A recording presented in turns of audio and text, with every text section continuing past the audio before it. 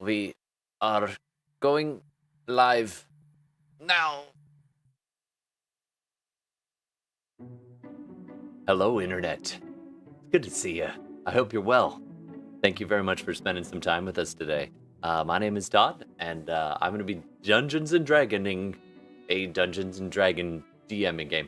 I'm tired. This should help a little, but it's been a day. So, but nonetheless, we're going to power through because this is the finale. So, the finale of our season is the last. That was a bit overmuch. Wow. So, today is our season finale as we wrap up our Dungeons and Dragons game. We'll come back again a little while later. Look for us hopefully in October. Maybe the occasional game between now and then. But yeah, it's a big hiatus coming up, a big summer break. And I'll be doing some traveling. So Utah, thank you for watching. Also, Washington kicking it. So I'll be in you soon. So that's what I'm looking forward to. So anyway, oof, that sounded a lot dirtier than I meant it to do. I'm sorry. Getting nods from the players. They're all just like, dude, stop it.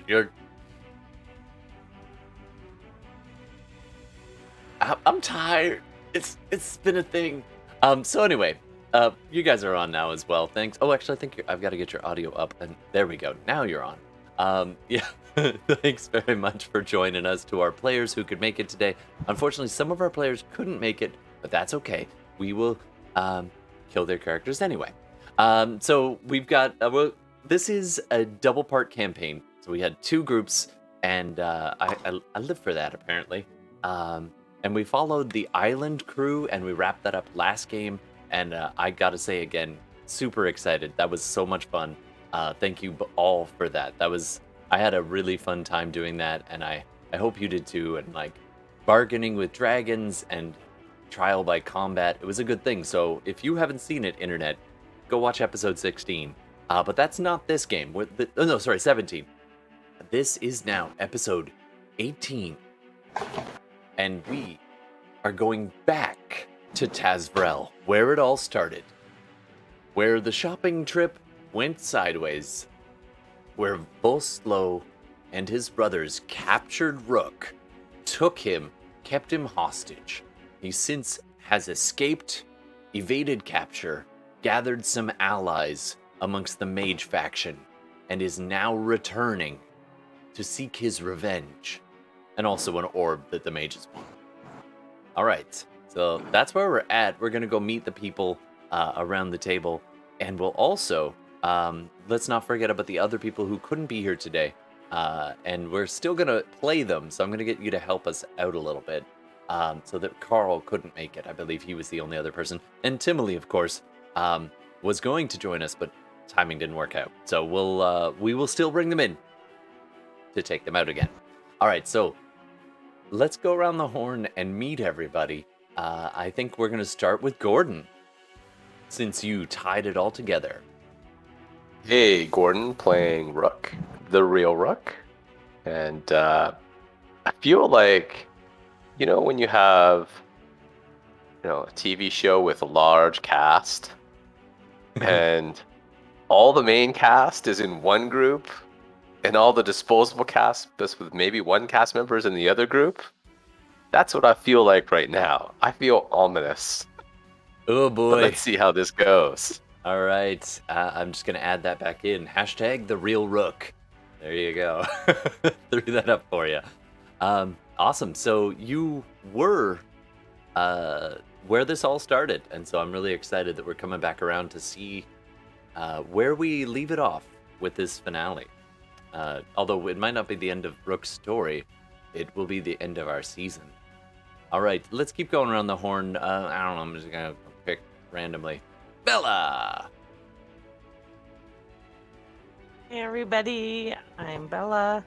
I think tonight I'm playing Tuog.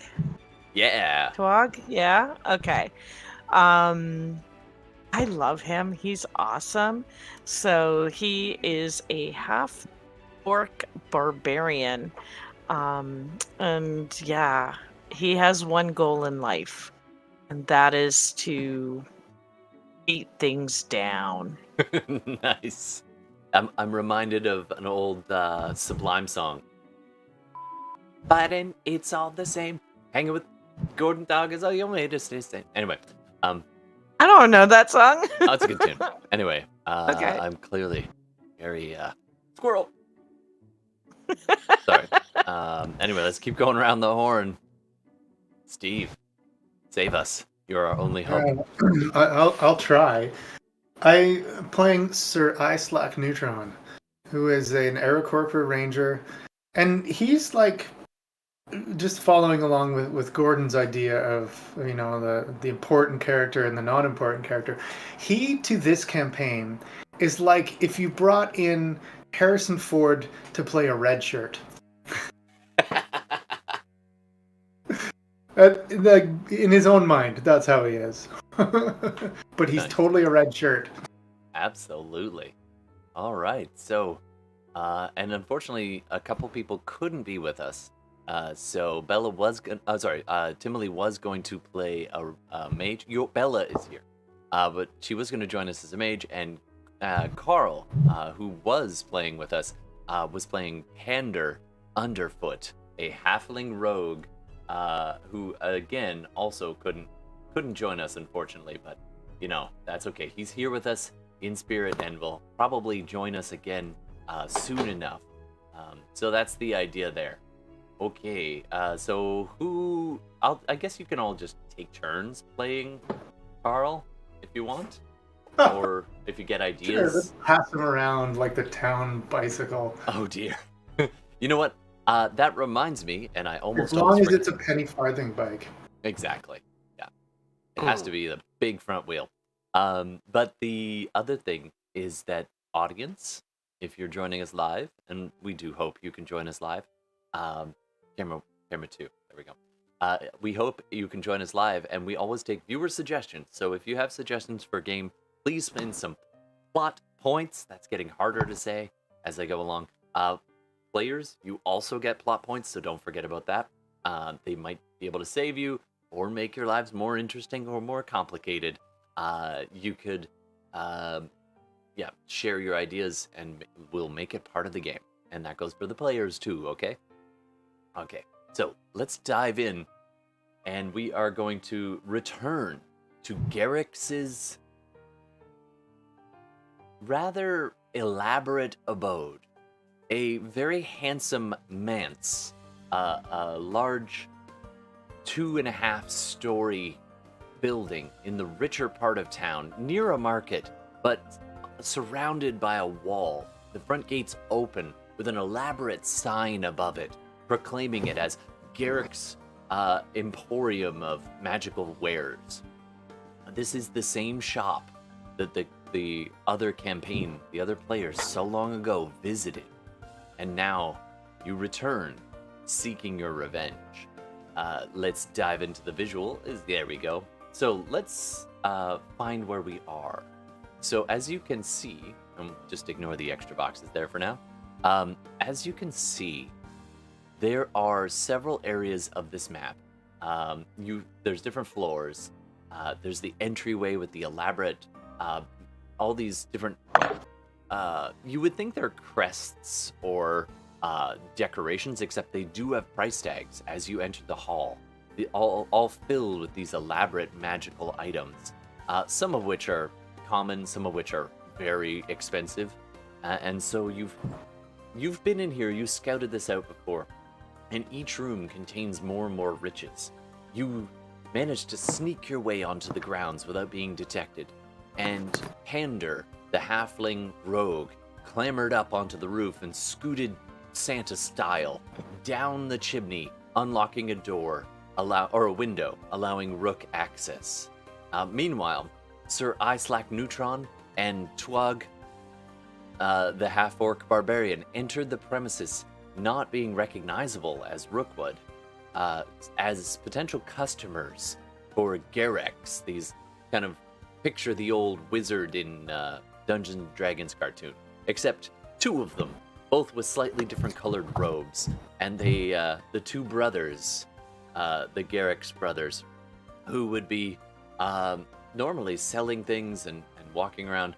However, the jig is quickly up as you realize you've been placed in a holding pattern, and they are beginning to plot and chat, having seen through the ruse of Neutron and Tuog. So they will start at the second floor. In the midst of battle, you had been waiting on the balcony with elaborate carved wooden chairs set out for you, the massive stone statues looking down at you, but actually looking as you realize they are gargoyles facing you, guarding you.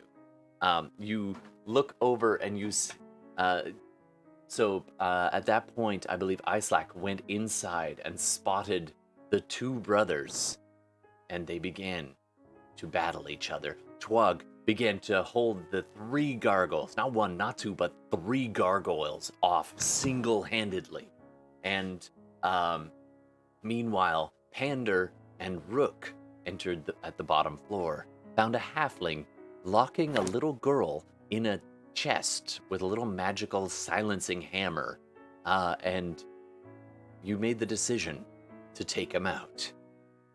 He fell pretty quickly to your onslaught, double rogue attack actions, and then you chatted for a little while with the captive girl, a magic user that Rook had seen before. As the sounds of combat began, Pander rushed up the stairs to join Islak and Tuog. Meanwhile, Rook was about to join them when suddenly a tiny flying little quill that sits at the entrance suddenly darts towards a side door at the base of the stairs and pecking at the door until it opens, and it just in through the gate. He made the executive decision. Follow the pen. So, split the party. Sorry. We'll save that later. So, we're going to start up at the top. I forget what the order was, so we're going to have to re-roll initiative, I'm afraid. Also, you may wonder if you're looking at the visuals, why so many panders? Anybody remember why? Didn't he do a spell or something? So both of the gargoyle brothers cast mirror image as soon as Pander attacked them, and they just became multiple copies of themselves for a few minutes, or not even minutes, few seconds, and then as soon as Pander arrived, they morphed in their doppelganger way, becoming multiple copies, slightly shifting, so you can have a really hard time telling who's the real Pander and which ones of them might be the doppelgangers. Sir Islak, I believe the little blue wiggles are a massive gust of wind blowing them all back, bouncing them off the back wall as you release your magics. And meanwhile, out on the balcony, Tuog, surrounded, growling and battling. Can you please roll initiative? It requires dice, I suppose, eh? It does, I'm afraid.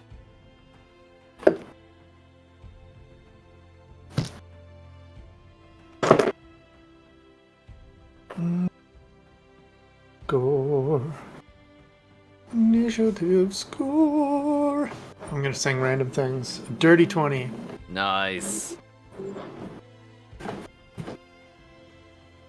Oh boy, this is back a ways. I gotta find my notes.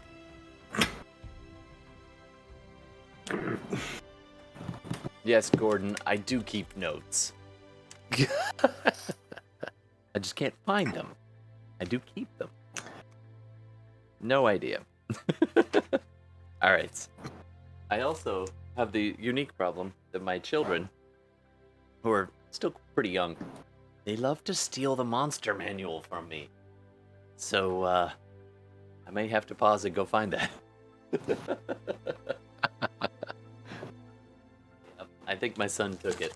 All right, so let's just get initiative rolls. Islak, dirty 20. How'd you do there, Tuog? 5. Oof. All I'm right. trying to find my old initiative, hoping I can To use make our that. I'm afraid there's been a brief pause in the battles, and you're. And so we'll count the new one, I'm afraid. All right. We're still fighting? And Rook. That's what Todd did.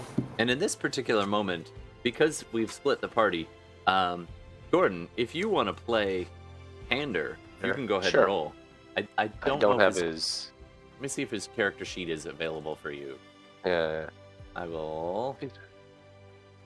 You probably see him, and I will give it to you as well. I don't know if he filled it in, but you now have access. Oh, he did not fill it in. So, yeah, I think he's just a halfling rogue. So, if you want to make one real quick, I would not say no to that. I mean, if you want to give me control, I'll kind of just assume he's got like a Dex 18, and then we'll go from there. And then we'll just go from there. All right. And so if you just want to roll a 20, and we'll see. Yep. I mean, don't actually roll a 20. I wouldn't put it past him. 19. Of course. Okay. And then This is a roll 20 mod. You can... I would like to only roll 20s, please. Ooh, I mean, that is pretty good. It is called roll 20. All right. Okay, so top of the order. Neutron, you're in the hall, holding them at bay, blasting with the gust of wind. It is still in effect, and it will be until the spell ends. What do you want to do? I'm gonna use my longbow to shoot them in the face hole, if possible. All right. So. And I believe he has an extra attack, so I'm gonna try and. Oh right, Yeah, you're a ranger. He has extra attack. What was the other thing I could do that was awesome? Oh, planar warrior. What is planar warrior? Do I get to do something awesome with that too?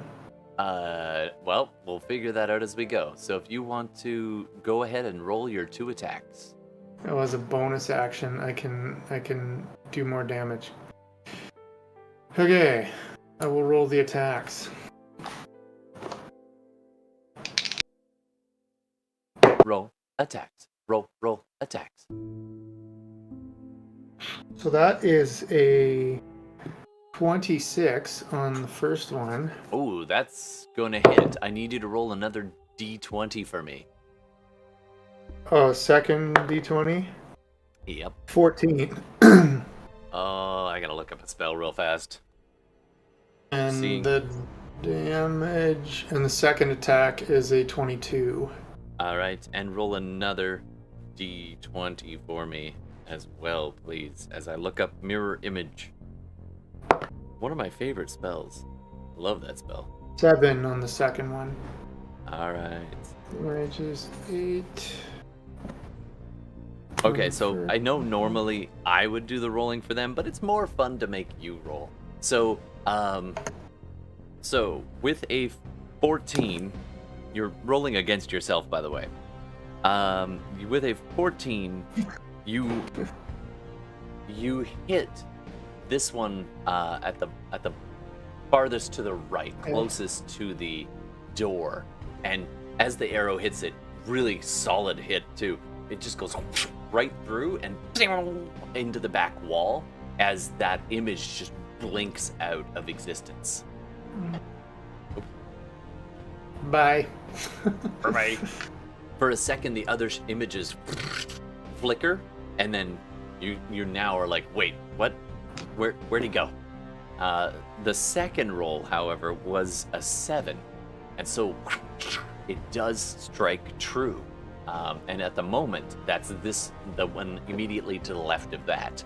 There's a cluster of 4 of them, and then on the top of the stairs, there's 3 more. Somewhere in there is one of your friends, or at least one of your allies. I don't You haven't known him all that long. He seemed like a decent little halfling. You know, unscrupulous. Just how you like him. All right. Actually, I don't know. Neutron, have you known Pander for like a long time, or did you just meet him for this? We've just met. We're totally super friendly. All right. So you've been drawn in for whatever reason, owing favors to Calron the Mage. Maybe you're just sellswords, but well, he's here somewhere. All right. Coming up next. Roll damage for the one attack, please. I did. What was it? 12. And then I'm gonna, as the bonus action.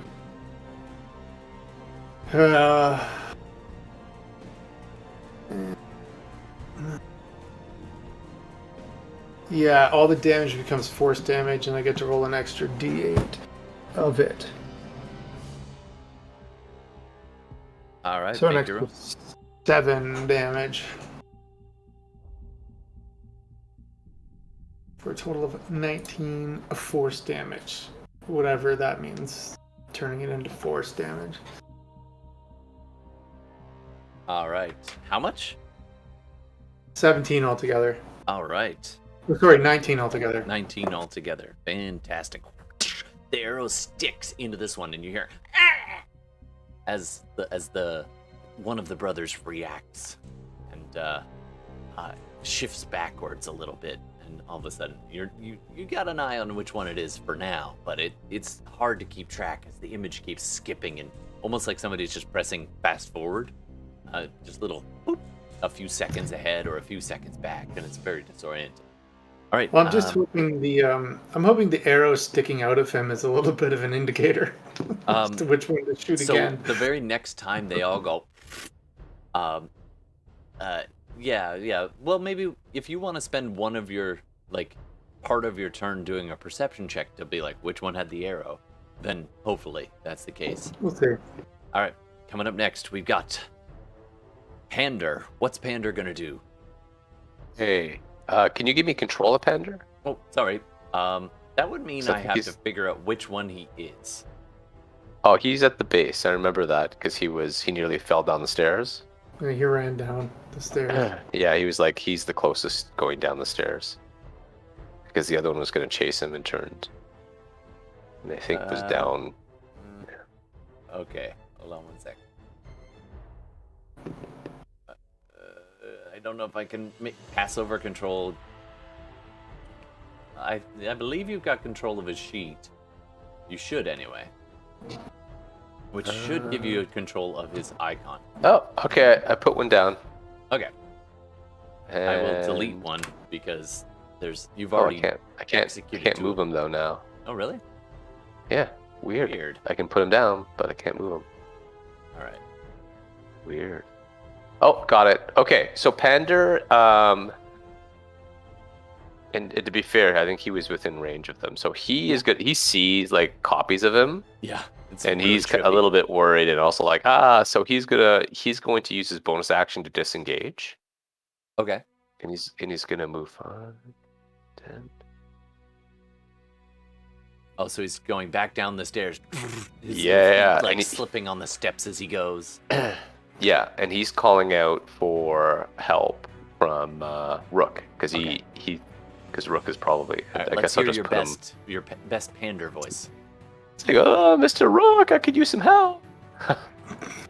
Begging your pardon, Mr. Rook. There's murder to be done. Yeah. So he still has his action. I think he's going to. I'll move him over to the other side where he's back in the basement. And I think seeing the door open, he's probably going to basically open the door and kind of run around the corner. All right. As he's kind of calling for help. So just scrambling, practically falling down the stairs. So one of them just took off. All right. And I believe that's his turn. And he comes around the corner, and I don't remember. At that point, he would not see Rook. He just sees an open door on the far side of a kitchen. and there's Right. busy pots are bubbling and stirring themselves. It's a very magical kitchen. Knives are just busy chopping away, making Yeah. the meal. Buckets Though I are floating assume around. Rook would probably have heard this, since he's Uh, only really just opened the door. Yes. Yeah, with your passive. What's your passive? My passive is 19. Not. Oh, okay. That's super high. You're fairly far down the stairs and through like what looked like a larder. So Okay. the door is open, and you do hear it echo as Pander's calling out for Rook. All right, that's your turn, Pander. Coming up next. Oh, and what was Rook's initiative? I'll roll it right now. Thank you. Now that he knows something's going on. Not good. 7. Oh dear. All right. All right, there you are. Coming up next, the Garraxes.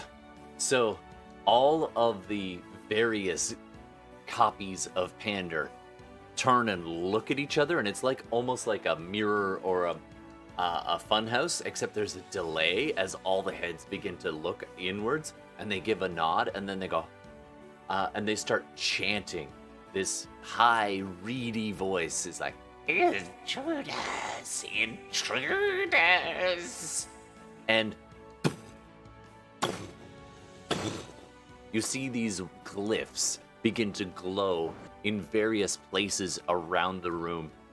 You see these crests and this arcane mark appear, and it's kind of like a stylized G.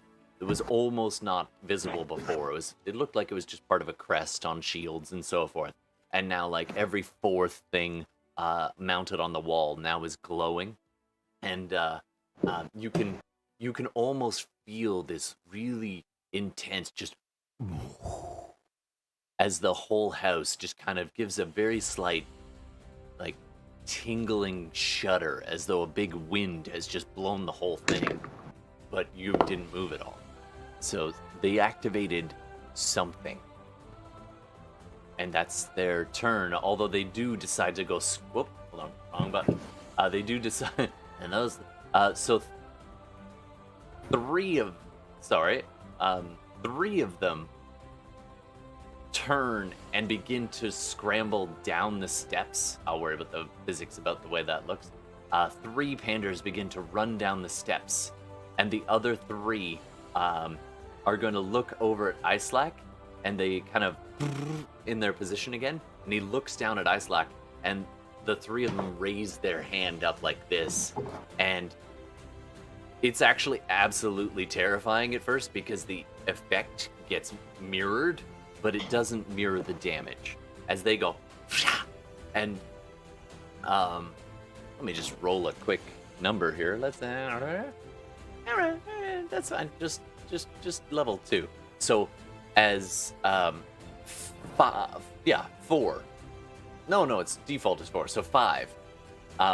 Their fingertips all begin to glow on one hand, just with this kind of radiant, dark purple light. And then this magic missile goes up the hall and slams into Islak. So you're going to be taking 5 magic missile hits. All right then. That's going to be a total of 20. Whoa! Damn, I rolled real high. I'm sorry, bro. 20 points of damage.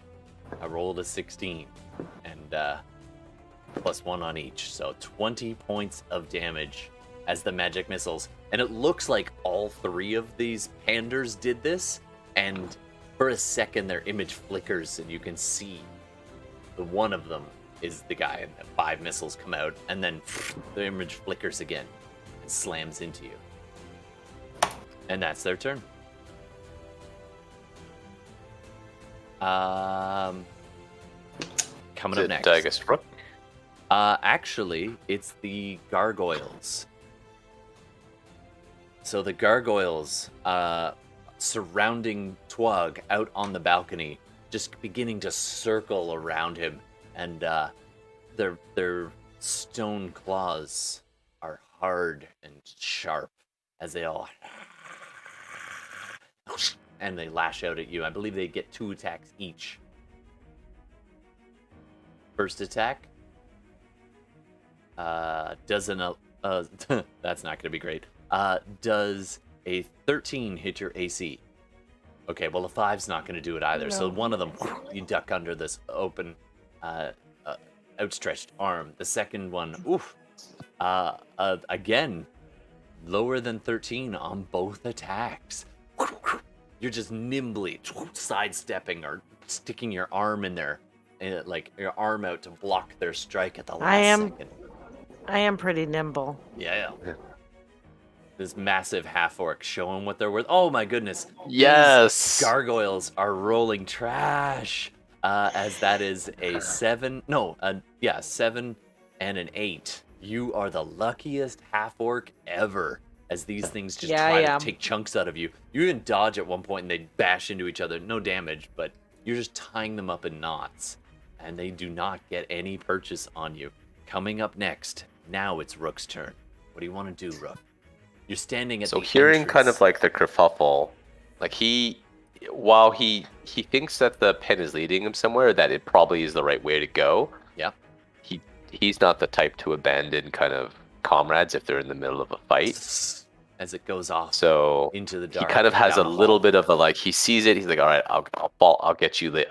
We'll come for you in a moment, and then he's gonna go up. Sure thing. Spend your move. So 5, 10. As you rush up the stairs, when you'd open 25. The door, or rather the pen did, you can smell this musty air coming up from underneath of dampness and earth. You turn around and run up the stairs. You make it to the kitchen, and you can see Pander in there. And that's about when you felt the boom of the house, and the whole place just passed by. And in your head, Cat, one of your friends, whispers, "Oh, that's probably not good." So, and then Angel replies, "Yeah, that's probably magic shit." Mm-hmm. He is going to, let's see. So he sees Pander and hiding around the corner. Mm-hmm. So he is going to use his bonus action when you come around the. Oh, you're not actually stepping out to where Pander can see you. Yeah, he'll step out. Out. Okay, so Pander he'll use his bonus action to dash in. Comes out and he's like, "Hey, this way." Yeah, so he so that's 5, 10, 15, 20. Okay. 25. Stop. Yeah. Please do a dexterity saving throw. Okay. As you're making your way through the kitchen towards Pander, just rushing on your bonus action. Let's see how you do. 14. 14 just makes it, so you're okay. As one of the kitchen knives goes and slams itself into the wall, like mere inches from your face, as you're about 5, maybe 10 feet away from Pander at this point, as one of the kitchen knives has now hurled itself across the room. Okay. Pander he is looks going over to and goes, "Ah!" and ducks and you can roll for Pander a dexterity saving throw as a pot of boiling water upends itself in his direction.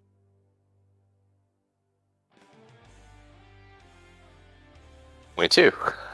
Ooh, he's fine. Steps back and the pot hits the ground and angrily rolls back up and kind of scoots its way back up, kind of tangling up in his foot, and he gives it a little kick away from him. And you both exchange a look. I guess really quickly, Steve said, is it like enemy coming? And I guess Pander will respond, yeah. And so Rook is gonna, with his action, he's gonna ready an attack for anything that's for what's coming through. Sure thing. And that will be Rook's turn. All right, awesome. Next up, Tuog. Back upstairs. Tuog, you've got all kinds of combat. I do, and I'm raging. So You've been I'm raging gonna... for 2.5 weeks. I have. So I'm going to attack with my great axe. I think so. I've hit a couple of them already. Yeah, I didn't record their hit points, so I put it down as they took 2 of them took 20 points of damage and 1 of them took nothing. It's probably about right. I don't know. Yeah, the guy that I just pinged, why is there a green circle on him?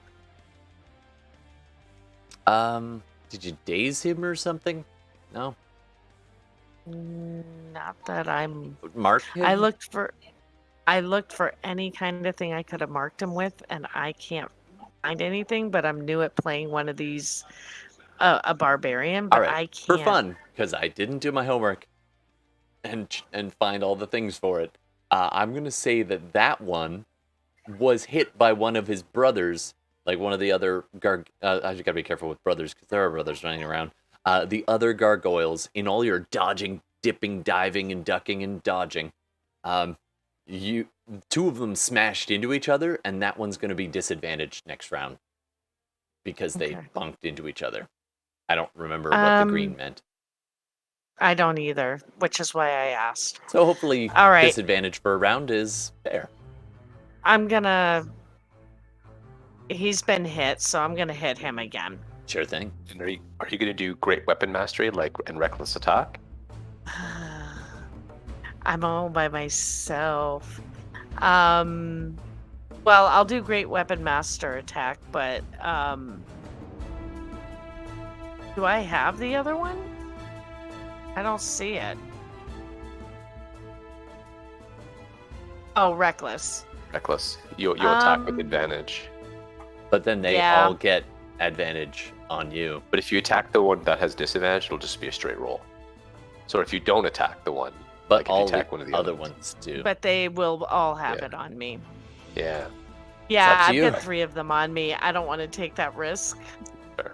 I'm not going to tell you what my hit points are, but yeah, you don't. Okay. I can't afford that right now because I'm not feeling good. Try to down one because your bonus action. If you can down one, you'll get. Yeah, you can get 3 attacks technically. You can do 2, yes, and then a bonus. Oh, natural 20. Oh, there it is. Damn. I used to have a natural 20 animation. Plus, I get 2 for my rage. Is it 2 or 3 for my rage? At this 2. level, probably 3. You're level 7 now. Which, if you haven't updated, 2. Please make sure you update your character to level 7. Oh, that's why I'm at 6. Oh. All right. You not only did you roll a d20 and get a 20, you also rolled max damage. I know. Yeah, I did. Gee, that's a lot. Okay, so let's do a basic math. So 12 and 16 is 28, right? And then you get an extra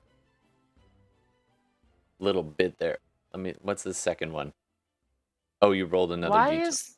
I don't know. It's funny. Do I get extra for rage? No, it's already added in there. Or do you get an extra weird. D12 when you crit? Are you that kind of barbarian? I don't know. Because it's rolled an extra I'm a D12. bear. Yeah, I think you get an extra crit die.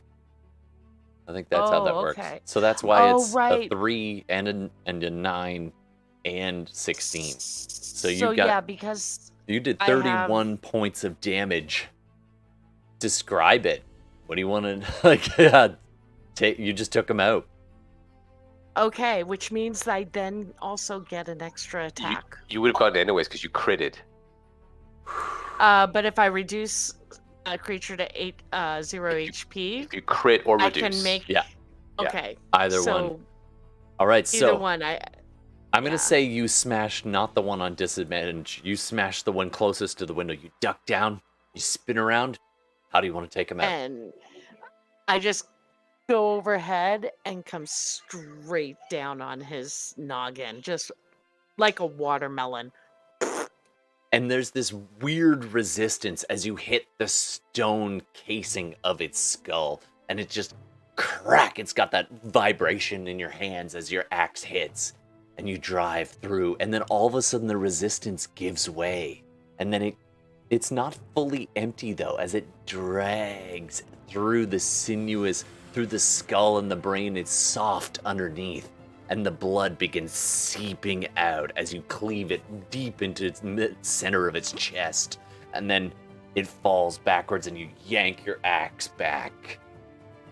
They bleed. They die. Okay. So I'm going to just turn and look at the other one with my most menacing look, because I have that.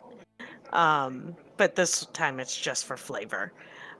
And I will attack that with a 22. That hits. Plus 2. Nice. Yep. And for the damage? I just so it'll needed be to double 12. check the rage. I had to just double check the rage because I wasn't leveled up. So it is still just a plus 2. Okay, so 12 points of damage. Oof, that's a heavy Yeah. hit. This one has not been injured yet, though, so it takes the hit and just All right. a But large I get chunk another. chipped out of it. You do, as a bonus I action, get another. and you get to add all your stuff to it. Oh, you know what? I didn't get advantage on my I didn't take advantage on my initiative. I could have had a higher initiative. I'll let you reroll at the end of this round, as you Okay. just bite your lip and the bit of green blood is that's just only a pouring down 10. your chin.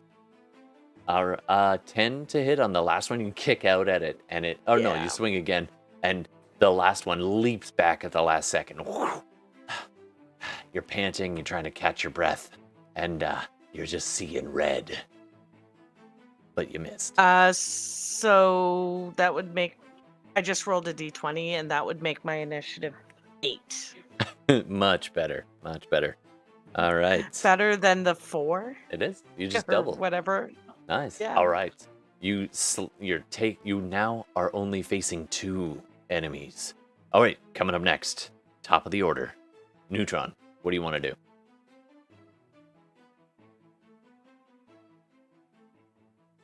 I think you're muted, Steve. First, I will unmute myself, Good plan. and then I will probably squawk about it and do more shooting of arrows at. You hear this really loud screeching sound echoing through the hall.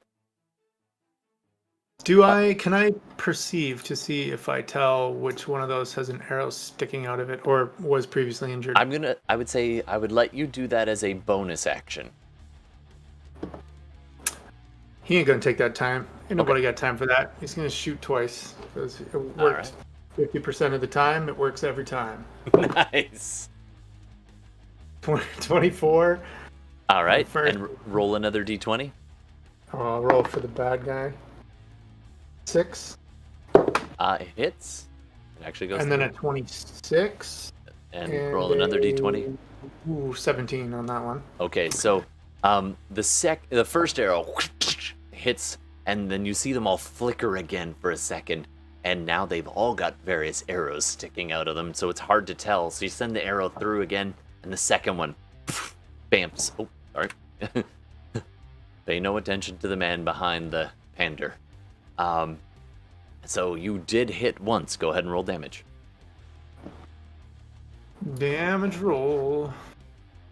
Hang on. I gotta get back to where the damage roll happens. Hey, Tough Mook's in the house. Thanks for dropping by.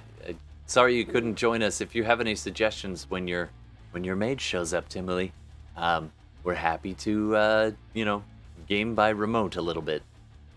But welcome to the game. Thanks for watching. Timely mentioned something in the chat. Hey folks, Hill cheering you on from the Spines, aka Twitch. Hi, Timely. Yeah. Okay, damage roll 7. 7 points of damage. Nice. All right. And this is the one that's been hit repeatedly at this point. So he's starting to he's showing a little bit of wear and tear. You can see some blood, and he's like, and you see the face kind of warp away from the cheerful-looking half-elf or halfling, and it becomes kind of purple with rage as it calls out, "You'll never escape this place alive. We'll take you to the master." I'm gonna apply the extra damage to him as my bonus action again too, rather than move. So another 6 on that guy. Nice. Because I don't like him. No, that's fair. It's his purple, distorted, bulging face. All right. Okay, we'll see how And that goes. I'm assuming that your gust of wind is still up, or is that It an lasts for a minute, a Okay. full minute, yeah. So I'm gonna say that your wings are causing it, Sure. and then your arms are free for the bow. Yeah. All right. That is your turn, I think. Okay, coming up next. Boomba? No, Pander. Sorry, I wrote that wrong. Pander's gonna, like, he knows that he's being chased, so he's going to try to. I think what he's going to do initially is he is going to hide. Okay. So roll stealth check with his bonus action. And he's right near the door frame, so he kind of does the whole hide behind the door thing. Yeah. So that's a 20, dirty. He's then going to kind of look around to see if the other, like not his doppelgangers, but yes, his doppelgangers are following him. Yeah. Through the door, because he hasn't closed the door. Okay, do a perception check. This will be, I'll give this one for free, but the DC is higher. Okay.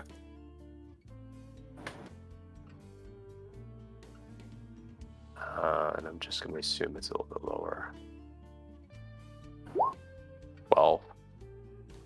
Does he see anything in the next room? He looks out into the hallway and just sees the elaborate hall and the glyphs beginning to glow and pulse a little bit. And they've got this reddish kind of slow pulse to them as this elaborate G is beginning to glow. And he hears other things in the kitchen rattling and stirring. Even a few of the things out on the hall don't look too friendly. But he does not see his pursuer in this moment. Okay, so then he is going to use his to be fair, action yeah. He's going to hold his action to attack anything that's going through the door. Sure thing. All right, that is his turn then. It is now Garrax's turn. So we'll deal with the one at the top. The magical brother, there's only 2 images, so you've got a 50-50 chance there, Steve. As he's now looking out down the hall at you, and he's like, and he reaches into his robes and pulls out a band of off of a necklace, as though he's just yanked a necklace off, and he just grabs one of these beads and just hucks it down the hall at you. I'm gonna need you to do a dexterity saving throw, please. I'm gonna say with advantage, because the buffeting wind might make it harder for this little orb to go. 18 plus, so 22. Oh yeah, you save. And it would have hit you, except the wind just redirects it at the last second, and it hits against kind of against the wall, against some of these ornate tapestries, and this glowing field just goes around the tapestry that it hits. And the tapestry, which has been buffeting in the wind of your gust of wind, suddenly stops buffeting and is held. That could have been you. All right. Yeah. Meanwhile, down below, you are both in the kitchen, and you're waiting for a few seconds, hoping. Rook crouched by the one counter, Pander really tucked into a corner there, and all of a sudden, a couple of the chopping blocks kind of like flip themselves off of the counter and begin kind of flip-flopping in your direction, and begin badgering at your ankles, not really doing any damage, but clattering at Rook because you didn't have a chance to hide so they could see you. Meanwhile, the rest of the kitchen, some of the cutlery and pots are beginning to swing pretty wildly on their hanging frames. The fire rages up in bursts, but it's on the far side. Doesn't seem to do anything. I am going to need Rook to do another dexterity saving throw. This time at disadvantage, as dozens of forks and knives and ladles and a rolling pin all hurl themselves across the room at top breakneck speed. Disadvantage 10. I'm sorry, but as you manage to duck a few things, you're like, whoa! As one of the knives, sharper looking knives, and a couple of forks go whistling past your ear, and you look up just in time to see a rolling pin just catch it right in the face. Okay. Taking 4 points of bludgeoning damage, which I think you can have. But I'm holding my action, right? So wouldn't that use my reaction That's if true. I fire? You're trying to stay concentrated on the door. So Yeah. Okay, you're gonna take 4 points of bludgeoning damage. Bang! Oh, right above the left eyebrow. Full speed, a rolling pin, just bang, and a few other things. Even some of the vegetables are hurled in your direction. It's tomato time. All right. Meanwhile, Pander is braced. You are braced, and the door creaks open, and you're like, "It was worth it." And there's nothing. And then, So you know I do have true sight.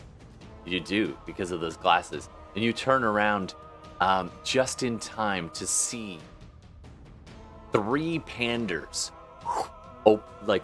step through the door you came through towards the basement behind you. Because they came from a direction you were not expecting, I'm going to say that their AC is a little bit higher as you pivot to try to get your shot off. So they're going to be about +2 to their AC. But you Just do so get you a know, shot. because You I can have true see sight, through. I see the real one. Yeah, so the real one, no effect. the other 2 are semi-translucent, and the real one is the one in the middle. Okay. So I'll get my reaction shot off.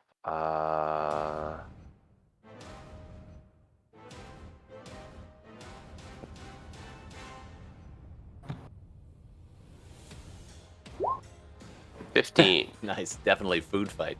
Don't forget to throw the baguette. Thank you, Donnie. I will tell them they're gonna be dodging baguette in a moment. Actually, at this moment, as he fires, the baguette goes boonk into the side of his head, not doing any damage, but it's a waste of good bread, I tell you. I rolled a 15. 15. That is a hit because they don't have to Okay. roll because you can see right through.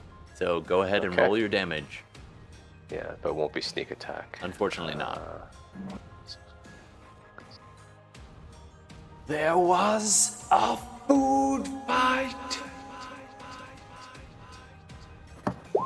So he takes 10 damage. Also, if he was concentrating on a spell, he has to roll a concentration check at disadvantage. Which would be the case, but mirror image is not concentration, unfortunately. Just in That's case he was why I love concentrating it on so something. much. Yeah. No, he did something else to get in the room. All right, so that's your reaction. And next it is actually Pander gets a chance to go as well. Yeah, he's with his reaction, he had a dagger out, but seeing as they came from the other side, and he just turns around as Rook had just quickly pivoted and shot. He's gonna throw a dagger. Yeah, he's got lots of daggers, so not a problem. And it's just within his range, so you can go ahead and roll short range. Okay.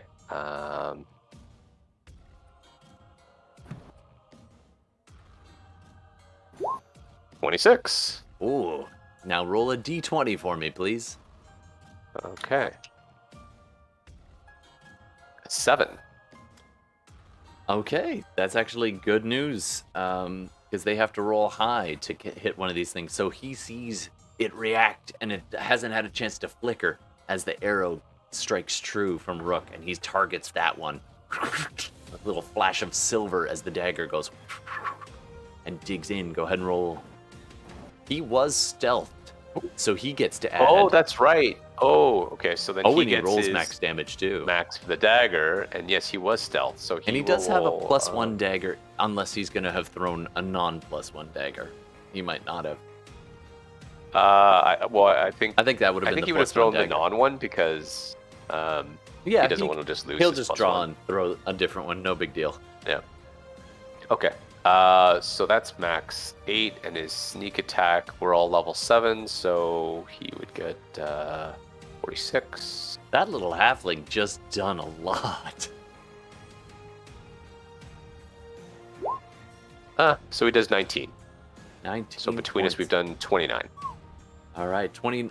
This guy, you see him step out, spitting image of Pander step out, and you hear the voice. You will never leave this. All right, that is your reaction. Now it is Garrax. It's his turn, and he is not messing around. So he's gonna be like, fuck this, and just this little teeny mote goes in your direction. Little ember goes flying in your direction, lands pretty much directly between the two of you, and then blossoms almost in slow motion into this beautiful, terrifying burst of flame. Okay. I need you both to do a dexterity saving throws. He actually targeted right against the back wall, because he's not a fool. He's not going to catch himself in his own fireball. But you're both within the range. Okay. That's good. Dude, another natural 20 for Gordon. Let's count the ways. And a 19.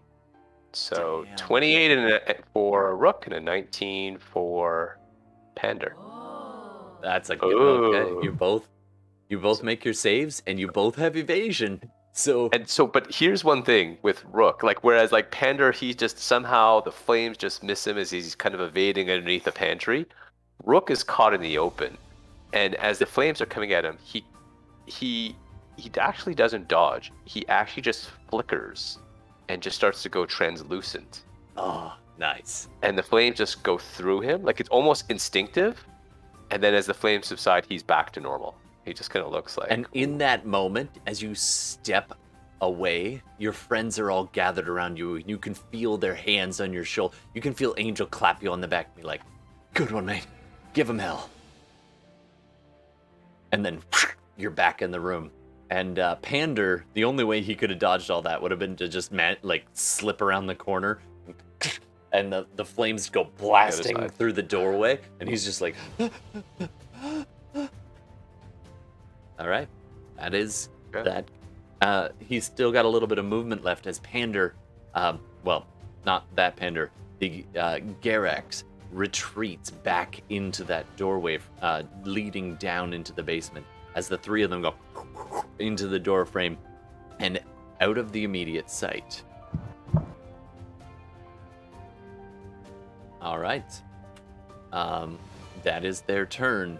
Next up, let's go back up to the top floor.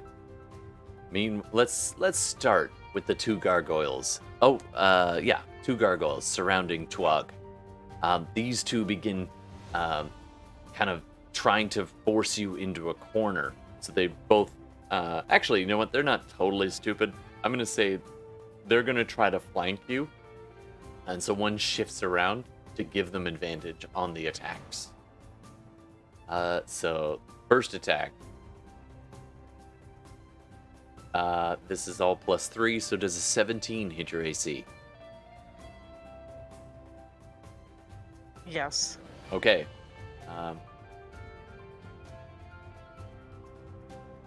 That'll be 6 points of slashing damage. Halved. Halved, right. The next attack from the same gargoyle. This is the one who kind of wedged itself next to the wall. I don't think a 10 hits your AC. That was the higher of the two. The other one was even lower. All right, so he misses his second attack. The other one seeing you kind of hedged in between the two of you, snarls at you.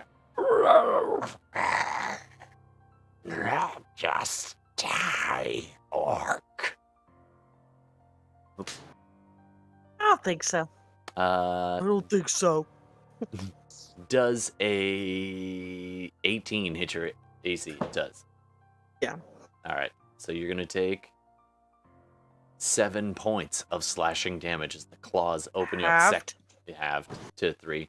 And the second attack, as it tries to bite you this time, and just digging in. Does a 17 hit? I don't remember. I have memory of a goldfish. Yeah. Okay. So this is going to be this bite as its jaws, this long, stony jaws, open up, and these nasty, half-broken, jagged teeth dig into your shoulder. Didn't one of them have disadvantage? Oh, that's true. Yeah. Okay, hold on. So all of these are going to be the earlier rolls. Thankfully, roll 20 keeps track of all that. So the first one was a nat 1, so that's not going to help him. The second one was a nat 1, so he misses completely. And the first one would have been a 7. So but he has advantage, so it would have been the first die. Yeah, so it would have been the first one, yeah. Yeah, so the claw didn't happen. He did not hit you for 7 points of clawing damage. Okay, so I gotta add 3. Add 3 back. But the bite attack does hit you with a 17. That was the first roll. You can see the numbers in the thing. I'm not making this up. So that is going to that is going to be 12 points of piercing damage as the maw just chomps onto your shoulder. And for 1 second, your name is Wesley. All right. Intelligent gargoyles, no such thing. Well, I've been watching too many Batman things, Donnie. Sorry, pal. In my world, gargoyles are just misunderstood. All right. So, you take half damage. Okay. Coming up next. I did that one. Okay. Meanwhile, Islak, I need you to do a dexterity saving throw, please.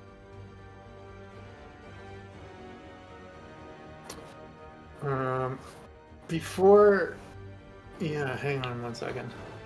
Sure.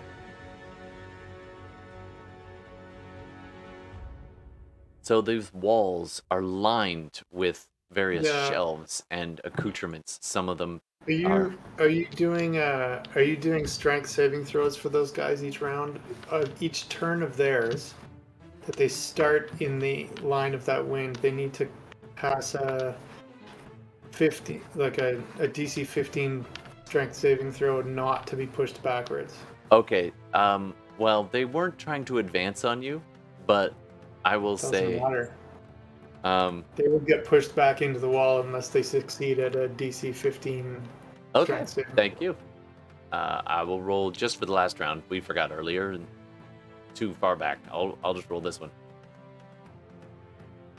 That would be a straight roll, so 14. So they get bashed against the wall. Let's say at this moment you flap your wings and they get thrown against that back wall, taking 1d4 points of bludgeoning damage. Do you want to roll it or should I? I'll see what comes up. It's invisible in the dark. 2. All right, they took 2 points of bludgeoning damage. Hey, every little bit. Nice job. And their face is now this bubbling, purpley. It's visibly not Pander anymore, but it's this weird hybrid of him. Okay. Meanwhile, how'd you do on your dexterity saving throw?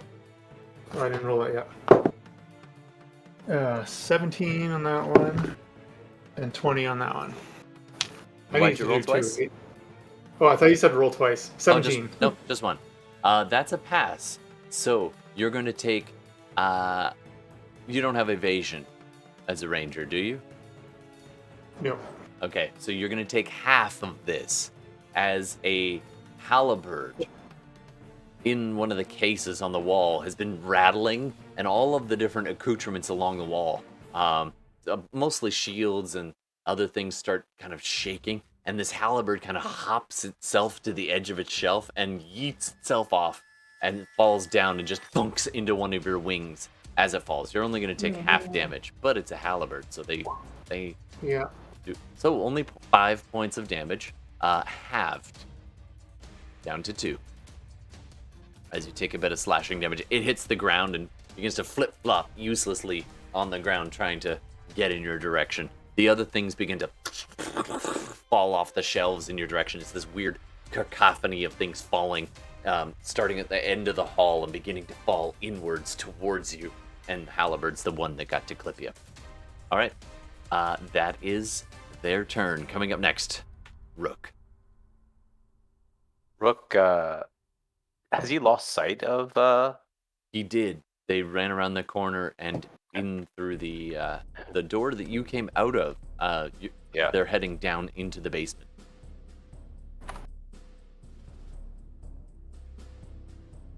Okay, he is going to, because they had just moved around the corner, so I think what he's going to do is he's going to follow them. Okay.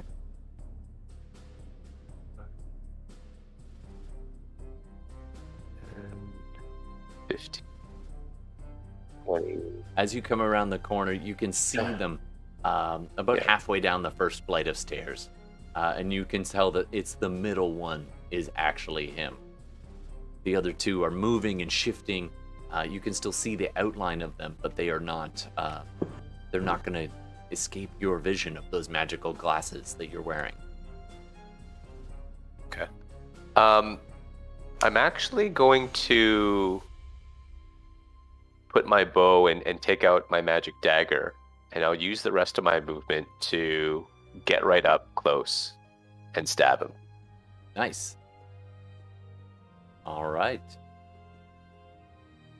Go ahead and make for stabby stab. Stabby stab. It's not a +1 dagger, but it does have grease.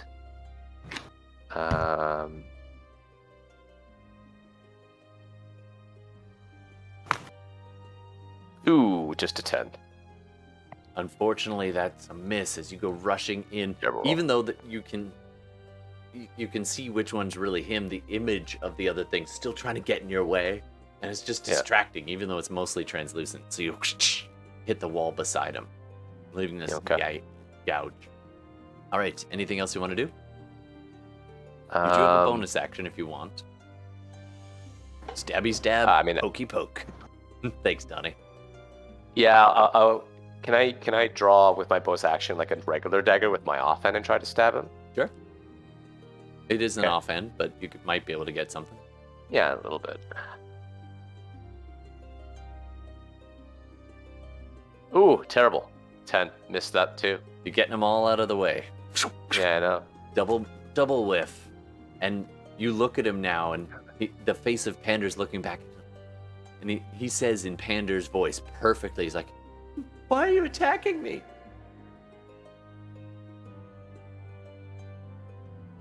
You deserve it. It's weird to say that to somebody who might be your ally, and you're like, no, it's so convincing. It's so convincing. For a moment, you can almost forgive your friends for not seeing through the disguise. Secretly, that probably bothered you a little bit. Like, how could Gex not know? And then when you're looking at this, I mean, if it weren't for the vision of true sight through the glasses, you would really have a hard time telling this from the real Pander. Okay, that's your turn. Tuog, back up on the balcony, covered in bits of your own blood, their blood. What do you want to do? Their blood, good. It's not really blood. It's almost like a sinuous. Thicker. Yeah, it's a reddish brown color, almost like old brake fluid kind of looking, or old transmission fluid kind of seeping out, and you are coated in it from the waist down. Just that's where this, actually all of you, like your entire face and everything, when you slashed into the head, it was just that makes chunks me happy. of stone. So I am going to attack recklessly. Oh, going big. Yeah. Which one do you want to get? They already have advantage, so They do. So it doesn't really. So I am going to start with. He's been hit the most, right? Yeah. He's a little bit more than the other one. I'm gonna. Yes. Yes. Oh, that's another crit. Oh, Well done. good thing you took And reckless. I did really good on my damage too. Oh my god. All right. I did That real is- good on my +2. Yeah, so that is 35 points of damage. Go ahead and describe it as you just look at the one that had been disoriented and hit, the green dot one, and it kind of gives its head a shake and looks up at you and "Rrr." What do you do to him? What I just do you do? growl. I growl back at it, and again, I just heave my great axe up over my head, and I do another watermelon smash. This is just you chopping wood, just over the head. It's almost like Golden Axe, that old game where you see the arc of the axe behind you, and it's just Yeah. And I believe you did take a magical axe, actually, didn't you? I did. Yeah. I So there do. should be +1s on the. Oh yeah, it is +1. So yeah, it actually leaves this trail behind it. It's not golden though. What color is the axe trail? I'd say I like blue. Let's go with blue. Sure. Blue, but there's these little bits Blue. of stone and the ichor trailing off of it as well from the last one. It's just like leaving this spray behind you, like almost like a like a rooster tail of a boat, Yeah. just spraying around and smashes into this thing and just you cut Nice. clean through this thing and it hits with the force, just and shards of stone just go scattering all across the whole balcony. It is just gone and shattered. There's no chunk bigger than the size of your fist. I love it. All right. So I'm That's your just gonna first kind of attack. pivot. I've got Pi- 2 more. Pivot. Gonna just pivot to the other one and just look at it again with my most menacing look. And I'm going to swing my great axe again. And it's for my entire turn that I have the great or the reckless, right? Yeah. Right. You didn't do the great weapon mastery, like the plus of the -5. That's right. You could do that if No. you want to, but I Um mean, if you're rolling all crits anyway, it doesn't. Apparently, the mantle Yeah. has been passed. No way. Oh yeah. No way. That's exactly the same roll. Oh my god. It's a little bit lower. The damage The is damage a is a little bit lower. lower. Oh Yeah. my god, that is a second critical. These are like Third. 3 crits. Oh, 3 in the but 2 in a Yeah, row. so that's Oh all my right. 2 in a god. row. Okay. All right, Nice. that does a total of 21 points of damage as this thing just looks at you. Did as you add the 2? spin. Yeah, I did. Oh, 22 points of damage, sorry. Yeah, 22 points of damage. Oh man. It's hurting. It's still up though as you just shatter one of its stone wings and it's trying Can I- to hop out of the way. I'm just gonna take another I'm just gonna pull it around the back and give it a little wink. Nice. And And you get another do it attack. again. Because Yeah. you're critting like crazy. 22. Or 22 18. will hit. Damn. I got max damage. Oh. 18. So it's a total of 18 damage. Describe it. You did it. You You just won Dungeons and Dragons. If Take it's 'em possible out. to do, I did it. I just again. No, this time I'm beheading it. I take my great axe and I come to the side and I have a real issue with heads. Yeah. Why aim for the body? Just aim for the head. That makes sense. That's Tuog philosophy right there.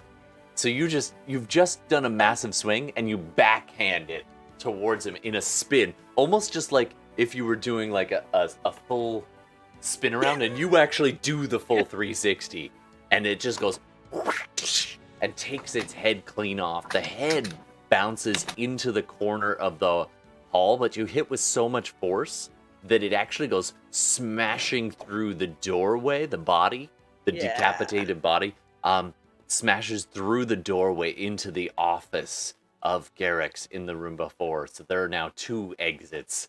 And that's quite a hit, because that was a very, very resistant glass.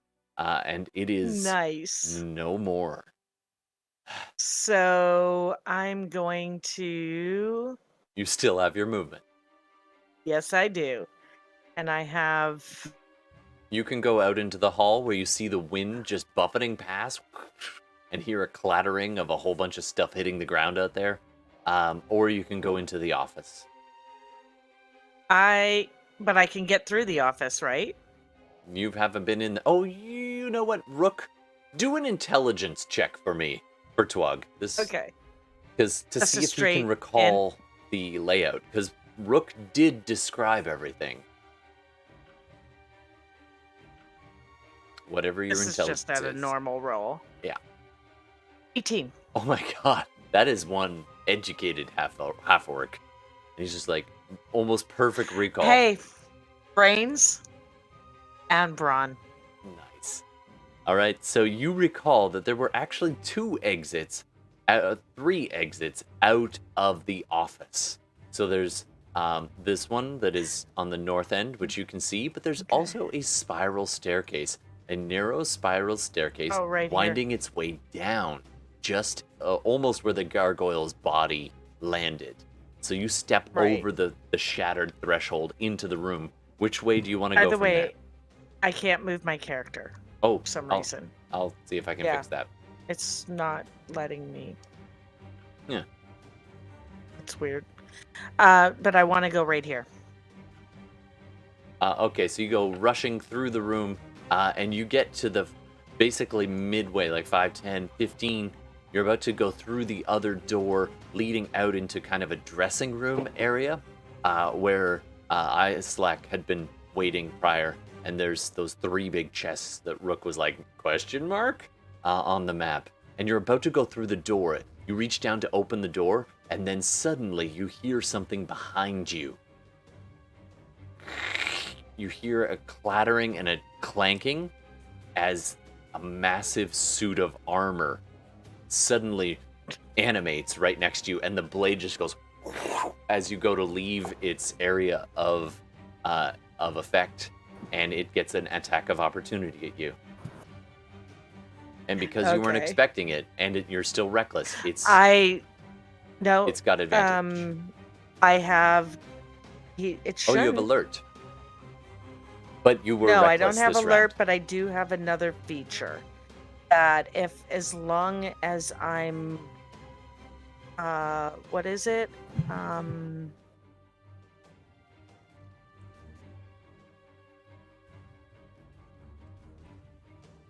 Which one is it?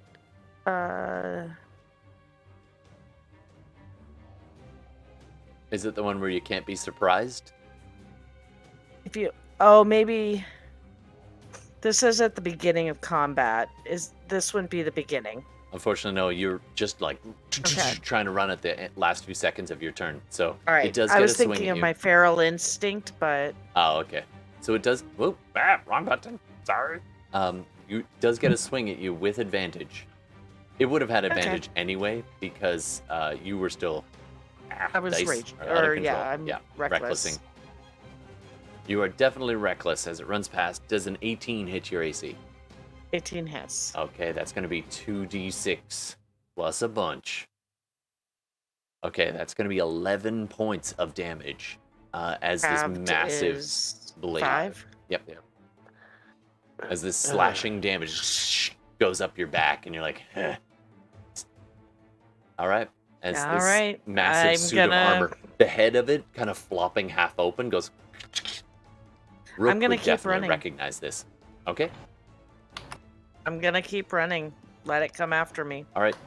Where did you want to run to? You should be able to control it now. Righty. I'm gonna go to.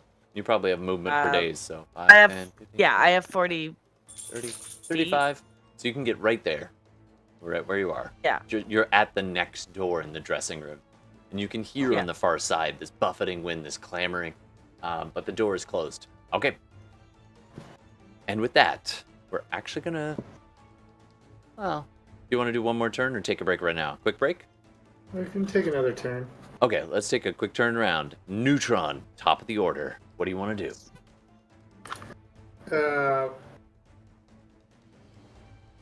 How much damage have I done to those guys? Like, not a lot. He's hurt. Well, You look at okay, him and so- he looks... I'll give you this. He, in the old game terms, he looks bloodied. I used to play 4th edition too. I've played all but No. 3.5 actually. is he He's one of bloody. the? Are they one of the creature types I can select when using protection from evil and good, or are there some specific ones? You know what? I need to look that up real quick. Because it says aberrations, celestials, elementals, fae, fiends, and the undead. Are they not fae? They Doppelganger? might be Fade. Let me just check really quick. I thought they were.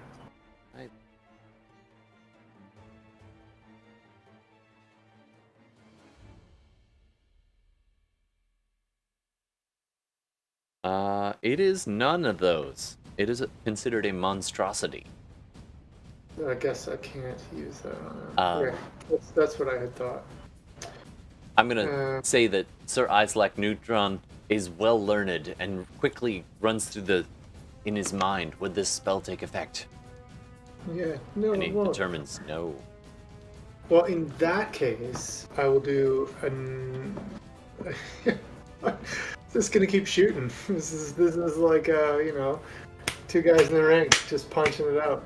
Because why not? It's gonna work eventually.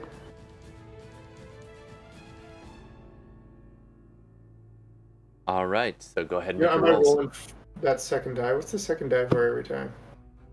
Do I have disadvantage for some reason? No, you will have to roll the dice to see if you hit his image or not. Right. Oh, okay. So the first one was 23, That would hit. and then the second roll would be a 3, and then my Okay, that attack hits. roll is You don't need to 16. worry about that after that, because he's only got one image left. So you're Oh. aim, and you're just like, eeny, meeny, miny, Oh, and I hit him. Okay, so then I'll attack him again. and you hit him. Oh, actually, So I no. get two attacks. You would need to roll one more time, because you actually hit him, and his image flickers again with him, and you're like, darn it, stop doing that. Oh, So roll damage for him for the first hit. the first one damage. Okay, I'll do it on here. It's easier.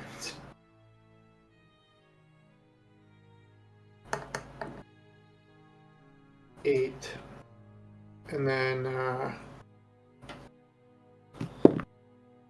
and the second one was 24. Okay, and roll another d20. 9. 9.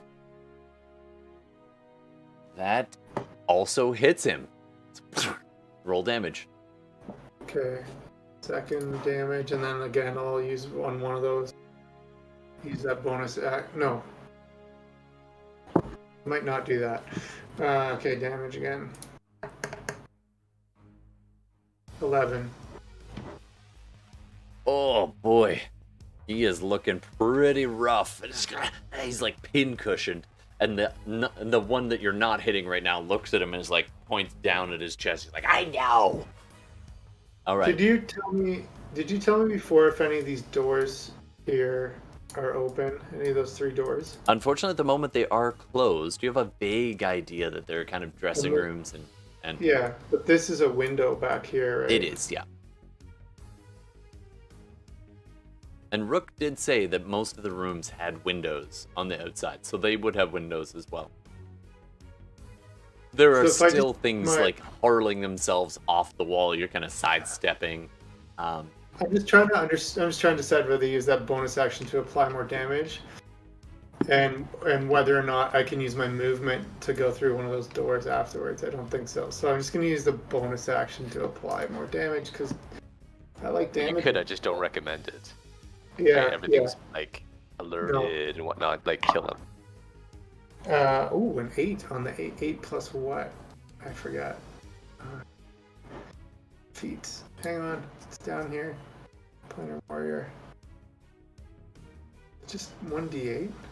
Yep. Sounds about right. Too So, tired. how Yeah, many- but I wasn't sure if there was a plus. I think it's just a d8. So another 8 what was damage. the attack roll on this one? 24. Okay. All right. The arrow is in him, and you just flick your wing as this gust of wind is swirling. But this one is a special one where you just tug on the feathers of the arrows, made from your own feathers, and they all shift that little bit of extra damage as they all pulse with the movement of your wing, and it's the arrow twists sideways, and you see him begin to just bleed profusely, and he's now sitting in a pool of his own blood, and he looks up at you and he's like, You will never defeat my brother and my master.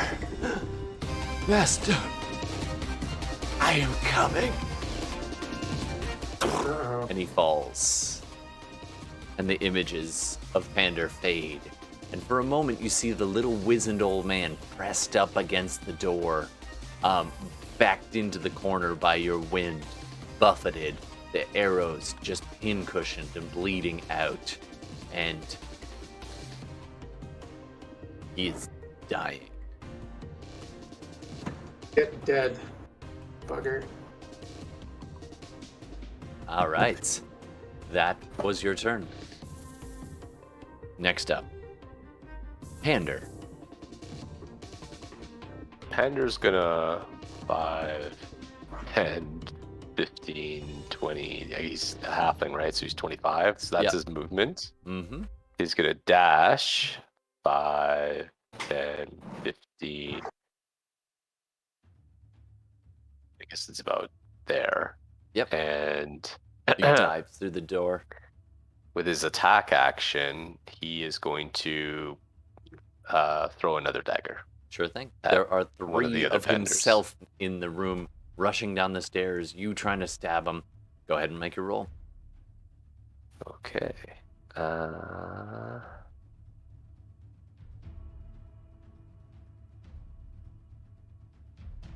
18. Okay, roll a d20 for me, please.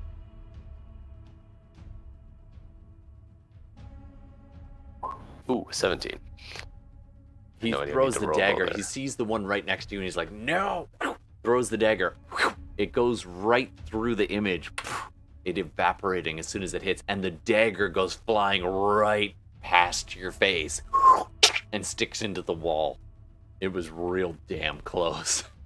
Like, real damn close. That's twice now. All right. That is his turn. Coming up next, Garrax. This, the other two Panders down below turn and look at Rook and the real Pander, and he shudders and kind of flinches and holds his head for a second and looks up.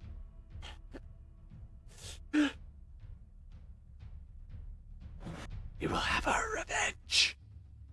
And spends his bonus action and looks down the darkened hallway and disappears. Hold on. Hold on. As he misty steps. Oh, he misty stepped. He misty stepped down through the doorway and into the dark. And then you can hear the feet as he's running away. And you can hear him call back, "I will avenge you, brother." And he's running down into the dark. Meanwhile, the house comes alive. All of the different traps that they have set are going absolutely bonkers. It is now the lair actions.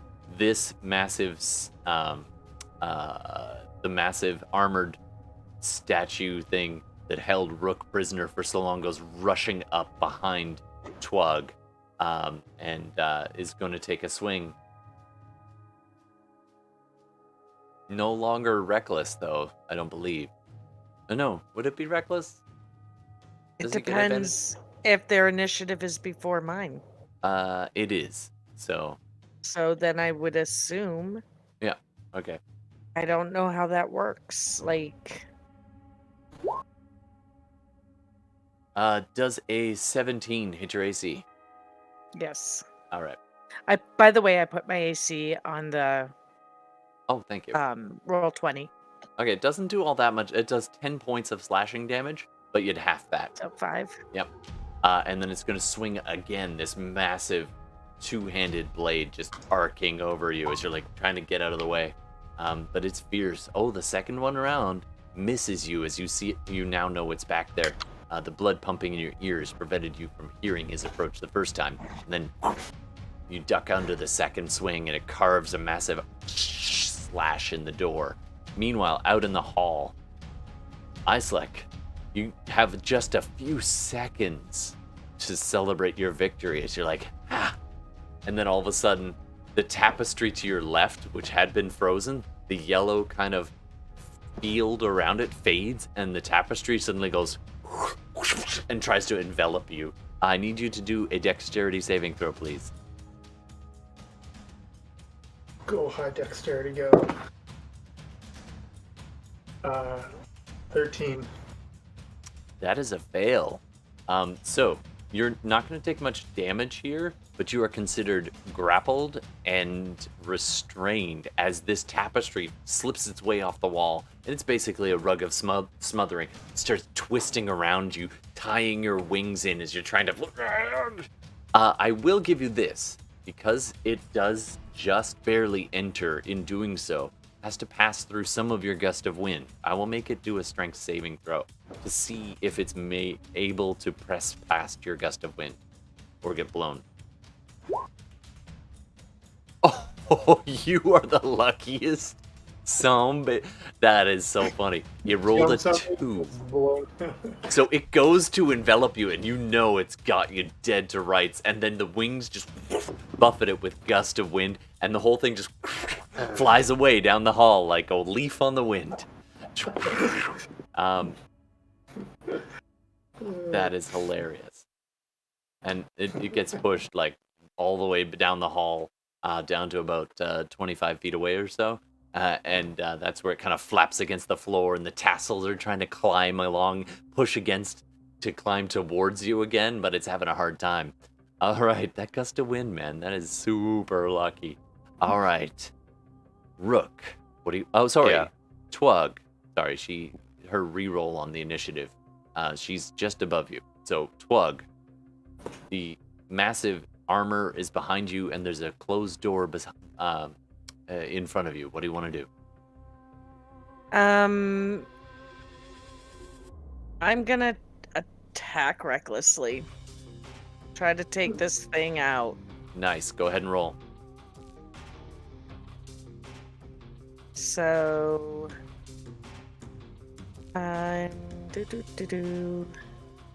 come on, at 20. I don't think you can call them Babe Ruth. 23 is still pretty good, though. That hits. So 13 damage. All right, this thing is really tough. It is actually Okay. resistant. Although you have magical axe, so it's not resistant. I do. So that doesn't help it. But okay, So I'll take my second 11 swing. points. Another 20. It's a 22 to hit. That hits. For another 17. Another damage. 17, and the first one was 13, so that's 30 even points of damage in a quick round. But no crits for you, I'm sorry. Not this time. They can't all be crits, Jordan. I mean, Bella. All right. Take those crits. If we're gonna break And- up the round, I gotta run out for like. Absolutely. We're Yeah. actually going to stop right after Rook. But if you want to step out, you can step out now. Yeah. All right. Amazing. Well, it's not okay. That's fine. That's fine. Okay. All right. You took a chunk out of it. You hurt it pretty darn good, but it is still standing. All right. Coming up next. I think is that your whole turn, Rook? Tuog, or are you gonna move? Did my inner weeds die? I think the inner weeds died. Oh, Bella, it is still your. Do you want to do anything for your bonus or your move? I don't get a bonus, and if I move, then they'll get an opportunity attack. So Okay, just trying to take chunks at at it. advantage. Okay. All right, very cool. You're just posting up and getting ready to take on yet another big thing. All right, Rook, over to you. So I was just about to shiv him when he Misty stepped away. I'm gonna he can Misty step up to 30 feet, so he's just down the stairs and he's running, right? Yeah. So I'm gonna use my movement to go down to see if I at least spot him. So 15. I don't know where I go from there, but I've used half my movement. Sure. You run to the edge of the stairs where you saw this pen, this quill disappear into, and now Garrax himself. Before you lies a very rough-hewn chamber, almost like a hallway, but very, very rough, extending inwards. It looks like a twisting, turning tunnel ahead of you. And it extends for only about 10 feet and then has a hard left turn. I think you can see really well in the dark, right? Because I have true sight, I can see in the dark, including Right. magical darkness. Okay, so you can see it is practically cavernous. It's a tunnel, and it goes about 10 feet and then takes a hard left, and you can't see beyond that point. Do you want to pursue, run recklessly into the darkness? You can hear footsteps and the wheezing of the old man's breath. I'm a bit concerned about running into a trap right now. What? What? What? So I know like we're in their domain. A little concerned about running recklessly after them into a trap. So, but I am going to yeah, I mean, I'm not going to like rush after him, but I am going to start to enter the room and like look for traps and keep an eye out for traps. And then when I reach the edge, I'd probably stealth. Just All to right, kind go of. ahead and do a perception check for me. Or investigation, either one. This will be Perception your it search is. for trap. And I will say you have advantage because of on certain types. I'll just say the DC is lower for certain types of traps. Okay, I rolled a 22. All right. With a 22, as you look into this tunnel, it goes about 10 feet and then turns. And in the wall in front of you, there's a little glint that catches your eye, a tiny little metal embedded in the wall directly in front of you. And you're about to step in, and then you pause and look to both sides, and you see this thin band of clean in the dirt and the rocks just around the edge of where the door is. And it's almost silvery, a similar glint. And Kat, you hear her whisper in your ear, wait, runes. and you look closely, and there's an ever so fine filigree of rune etchings all around the doorframe that would trigger something if you walk through. This archway is trapped with an arcane trap. Knowing that it's there, you might be able to press through, or you can pause, and up to you. Pause. Okay. Yeah, I'm not going to press through and trigger it. Pander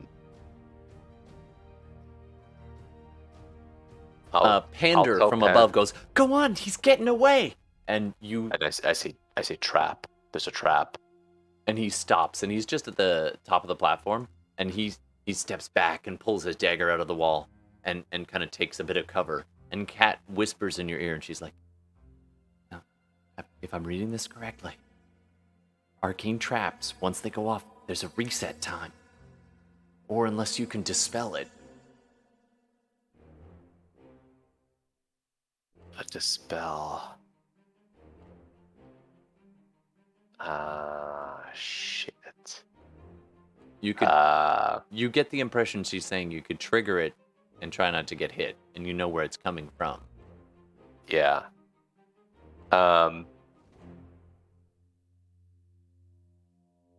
Yeah, I'm hearing her. I'm basically going to dodge in to trigger it, but knowing that it's coming, trying to kind of get out of its way. And Kat's like, if you mar the glyphs, Yeah. it should set it off. All right. So, yeah, I'm gonna basically mar the glyphs to set it off as I'm kind of dodging in, right? So you like as I dodge in, scratch it just with your scrape dagger? it. Yeah, exactly, and dodge. and you dive in and you duck underneath this tiny little embedded. It looks like almost like a hollow coin or a bit of a tube in the far wall, very small. And then as you skirt against the side and just curl up in a little ball, it's almost like you're back in the undertow for a second, hiding underneath a chimney, and you hear this and this pulse of energy kind of triggers around the edge, and there's this momentary and then and this flame, very similar to like a burning hands type situation, goes bursting down the hall and out into the stairwell, and Pander yeeps and jumps back. He's out of the range of it just as the flames extend right up to where he's standing. Okay. And I'm gonna let you. I'll tell you what. I'm gonna say, because you knew it was there and you triggered it on purpose, I will let you either roll a disarm traps, or your dexterity saving throw, and either one of those will be with advantage. It's your choice which way you want to go. I'll do the disarm traps, because Okay. then that'll let the others come through as well. Sure thing. So that's like lockpick, right? So thieves' Yep. tools. Yep. Almost. Okay. So 5, 3, 8. That with advantage. Okay.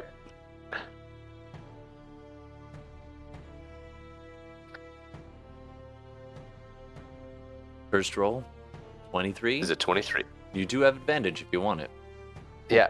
or a 19. So 23. 23. With a 23, some of your hair gets a little bit singed from the just ambient heat, but you take no damage, and you have scratched that glyph to the point where it should be non-operable.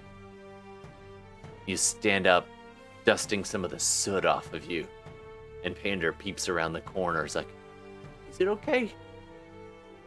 Yeah, I disarmed it, but we have to be careful here on in. All right. Hey, everybody, we're going down. And that's where we're going to pause and take our break. All right, everybody. We are going to take a little break. We'll be right back in, let's say, what do you want, 5 minutes, 10 minutes? 5 minutes, I think. All right, The 5 others have minutes. already left. That's true. So we'll be back in about 5 minutes.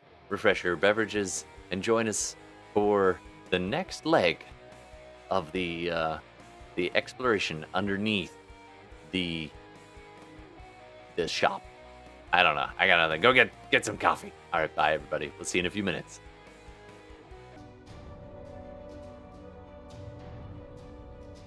All right. I've been doing plenty of murdering. Where have you been?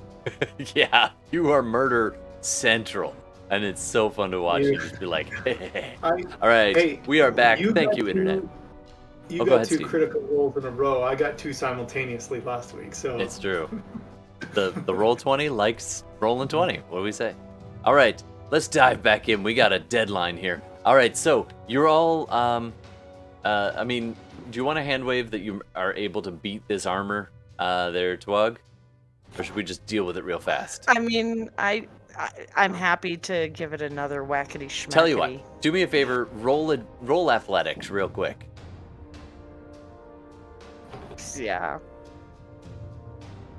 Just to speed this along a little Normal roll? bit. You're raging, so you have advantage.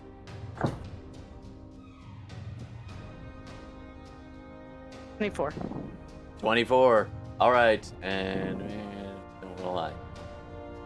That's not high enough. 18's not gonna do it. As you as this giant armor comes up and bowls into you, you roll onto your back and kick hard, sending it through the door behind you, smashing it out into the room. Goes sliding out into the hall, being buffeted by the winds. And Tuog steps through the now shattered door and out to where Islak sees him. And you both lock eyes for a second. What do you say to each other in this moment? Hey, Sir Newton. They're dead. Where's everybody? well accomplished. And at this point, you hear Pander yelling, Hey, guys, come on down. We're going to the trap basement. Come, I heard talk that there was a master. Someone has a master. These brothers. Let's do it. the armor Sure. starts to stand up. Well, I have the feeling that the powerfulness of the master may be something of an issue. However, I think we should just burn the building down. Who's for burning the building down? I am. You guys want to But spend the I turn? will go. Lighten some I'll go fires? toward. No, I'll go toward the. I'll start running toward, and I'm gonna dash. Okay. So that Tuog should goes take me 80 bounding down feet. the stairs and just books it, and you're over there in no time. You're in the kitchen. You follow Pander's cries.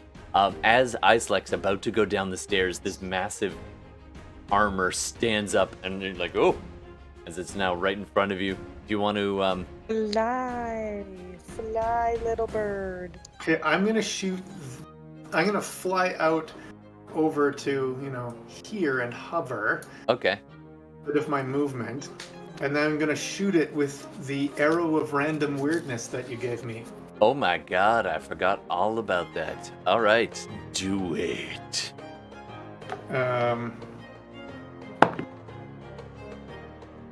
27. That's a hit. I need you to roll a d10, please. D10. I got a 10.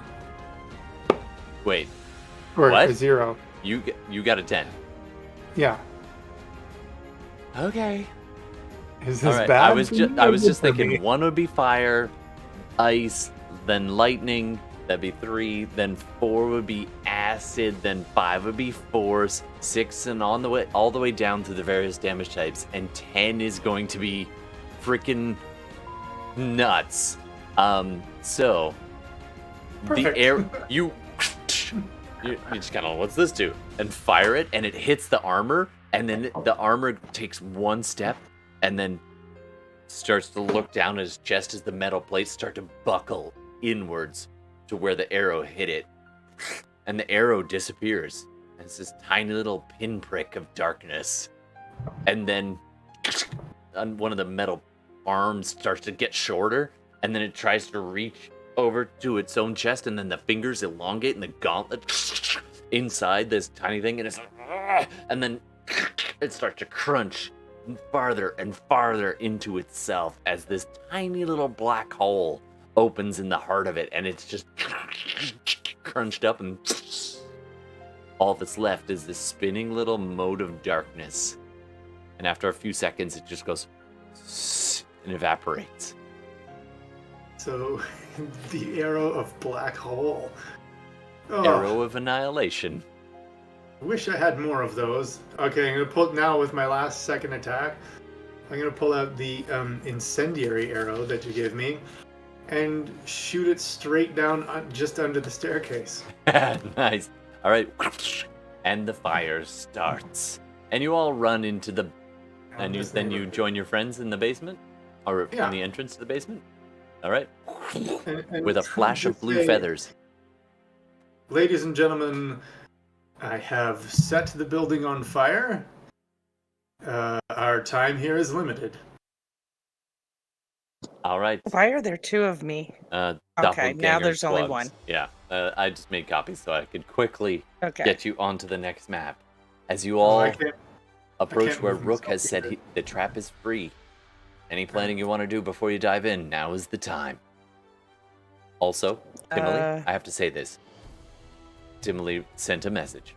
Shot through the heart, and you're too late. You give love a black hole. Bet. That's like the name of this episode. You give love. All right. And with that, we're gonna switch maps. So buckle up, everybody. Any planning you want to do, go do it Yeah. now. Guys, if you're hurt, use some healing pots. Oh, I don't have any, and I am very hurt. Two. Yeah. Anybody get some healing? Yeah, I believe have you some had healing 7. pots. Yeah, we had like 7, so you should actually have. I think somebody Okay, I used didn't one have or any two. in my inventory. Okay, well, No. I'll give you 2 because I've got. Yeah. Oh, good. I don't have them on my character sheet, but I just wrote them on my notes. So how do you roll for those again? D8? 2d4, I think. 4 For plus regular? 2. Yeah. 2d4 plus 2. Okay. Yeah. Can you take more than one? Oh, 2 Yeah, you can take fours. as many as you want. You can also pause for a few minutes if you want to risk it and go for a short rest, but technically they're close to an hour. I don't know if you have an hour, because well, you just lit the building on the fire. building No. is on fire. Yeah. Yeah. Short I'm just rest for an hour. I'm gonna take 2 of these and call you in the morning. It's like that dog. This is fine. Yeah. Yes, I got Max healing. heal. Tuog is amazing. All right. All right. Now, unfortunately, that didn't bring me. It brought me to half health. Well, half use is the, better use than the other none. pot. I'm going to. Okay, I encourage much hand waving here, Todd. For All the right. sake of time. Absolutely. So you chug this and go running down, and you can hear the echoing laughter and wheezing and angry hisses of Garrax further into the darkness. You plunge through the door. There's a few twists and turns, and then you find yourselves in a rubble-strewn room. After the rough-hewn walls, it's a bit surprising. You see some walls are brick in places, but fallen in, like you found your way to one of the old temples beneath the city. You hear a weeping, a crying voice. Sounds like it's coming from the darkness just off to your right. You see 2 iron doors, like almost like portcullises, but very rusted. One of them is actually pressed open in front of you, and you can see 2 tunnels going off to the right and left. But you hear this almost weeping coming from a little room just off the way. What do you want to do?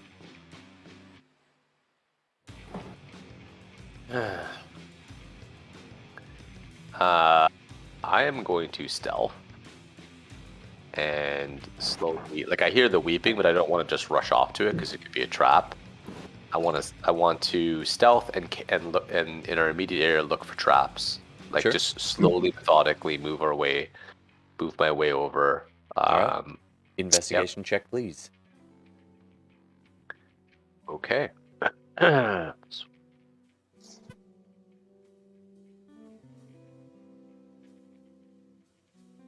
Ooh, terrible. 6. Oh no. No. It looks clear. You're good to go. Sure. The weeping is coming from around the corner.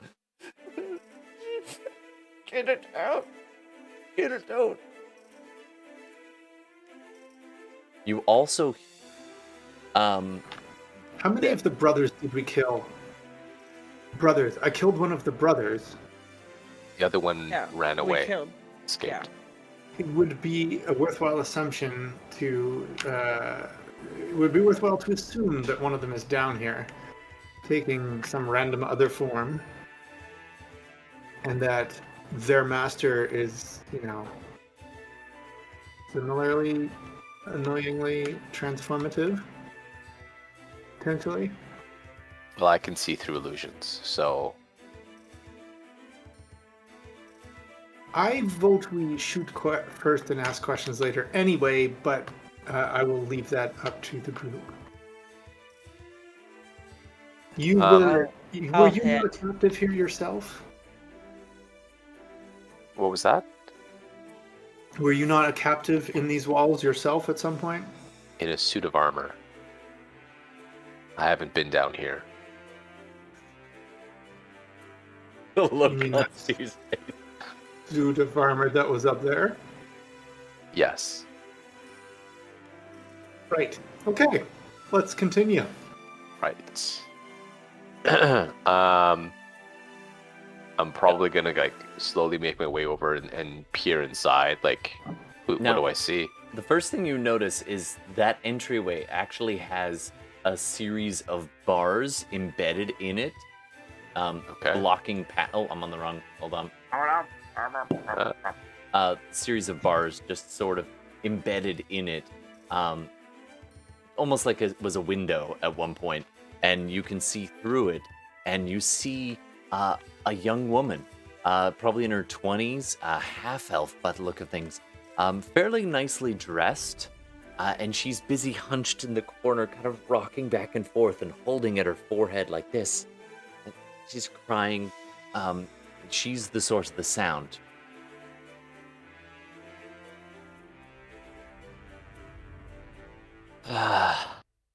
She doesn't look like the last brother or anything, right? Like that's not an illusion or anything. Do an Arcana check for me.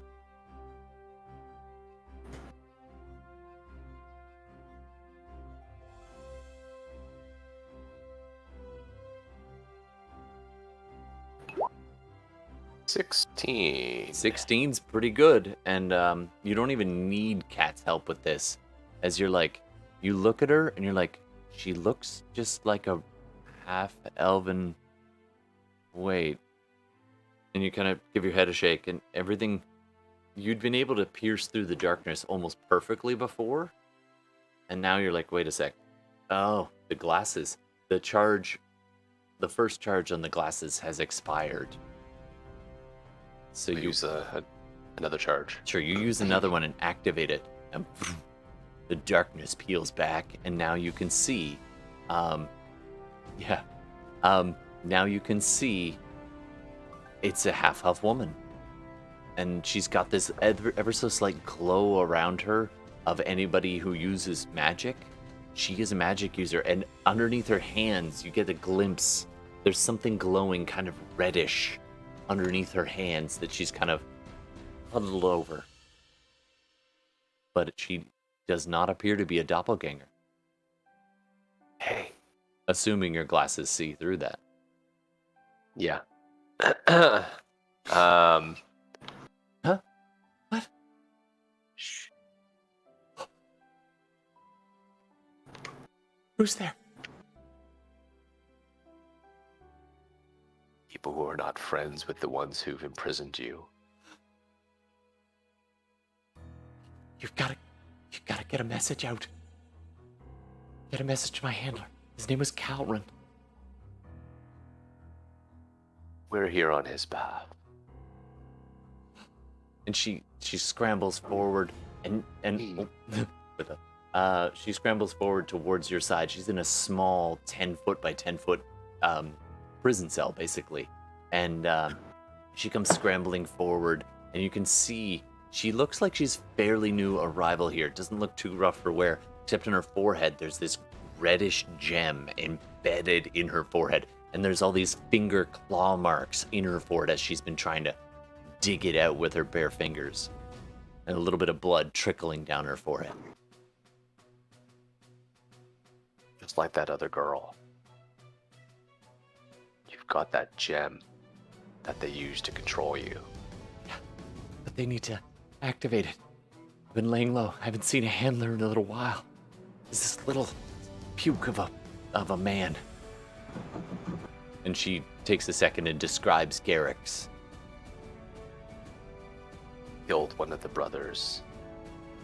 The other one's fleeing here. Has fled to this area. Do you have the means to dispel magic? No.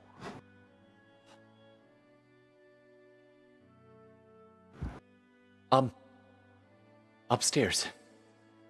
There's a scroll shelf.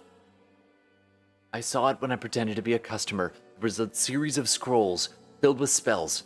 If you can get one of the spell scrolls for dispel magic, you can free me. Get this out of my head and I can help you.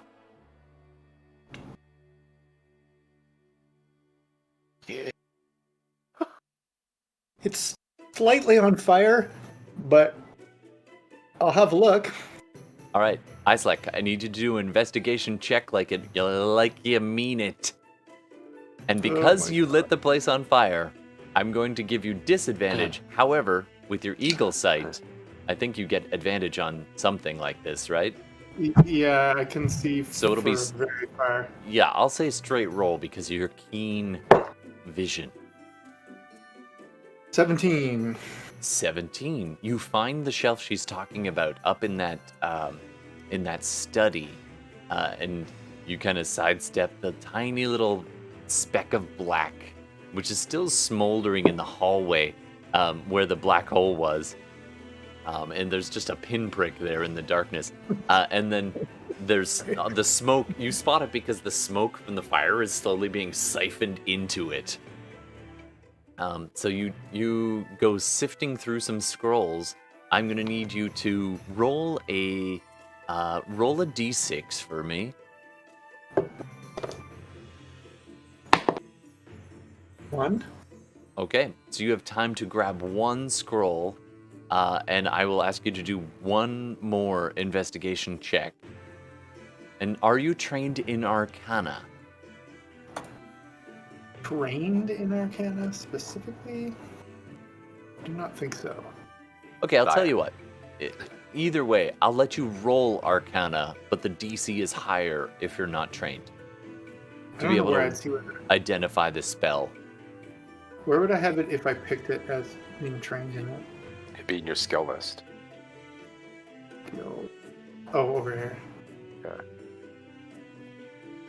I don't see my skill list. All right, Anyway. just a straight roll for Arcana, please. Ooh, 19. Ooh, that's pretty good. All right, you're like, okay. Some kind of thing that looks like a spider web, you throw that over your shoulder. The smoke is getting thicker, you're starting to cough, you're wishing you were outside in the clear blue sky, and then you see one, and you're pretty sure the rune means dispel. Either that or it is cause smell. Your runic is not very good. So you grab that one. Okay. And then you high wing it out of there, high tail it out of there, and back out into the hall. I'm gonna need you to do a Constitution saving throw for me, please.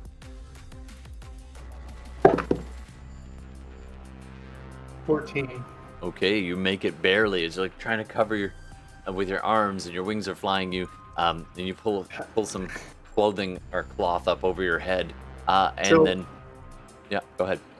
So how much more on fire is it now than, Oh, it's since I- getting there. You put an incendiary Okay. arrow there. So, yeah, it is definitely, the whole wing on that side is on fire. Fortunately, you fired away from the kitchen, so, because you had to go in there. So that side is now thoroughly aflame. And some of the kitchen pots are trying to fill themselves and pour it on the fire as you go through the kitchen and down. And it takes you a few minutes, but you make your way back. Meanwhile, While he's doing that, I Yeah. think we're just casing the place, like checking for traps, seeing if we can unlock, checking for runes. Basically, trying to clear the place between me okay. and Pander. So Pander and you, I'm gonna get you to roll investigation with advantage. Tuog, what are you doing this whole time as you're kind of just waiting? So how long does all this take, actually? Only about 2 minutes. Oh, okay. I was going to say if it took a little bit longer, I would be looking for like a rodent. Yeah, you can find a rat. And I'm going to do use knowledge from a past life. All right, go for it. Can I use my animal?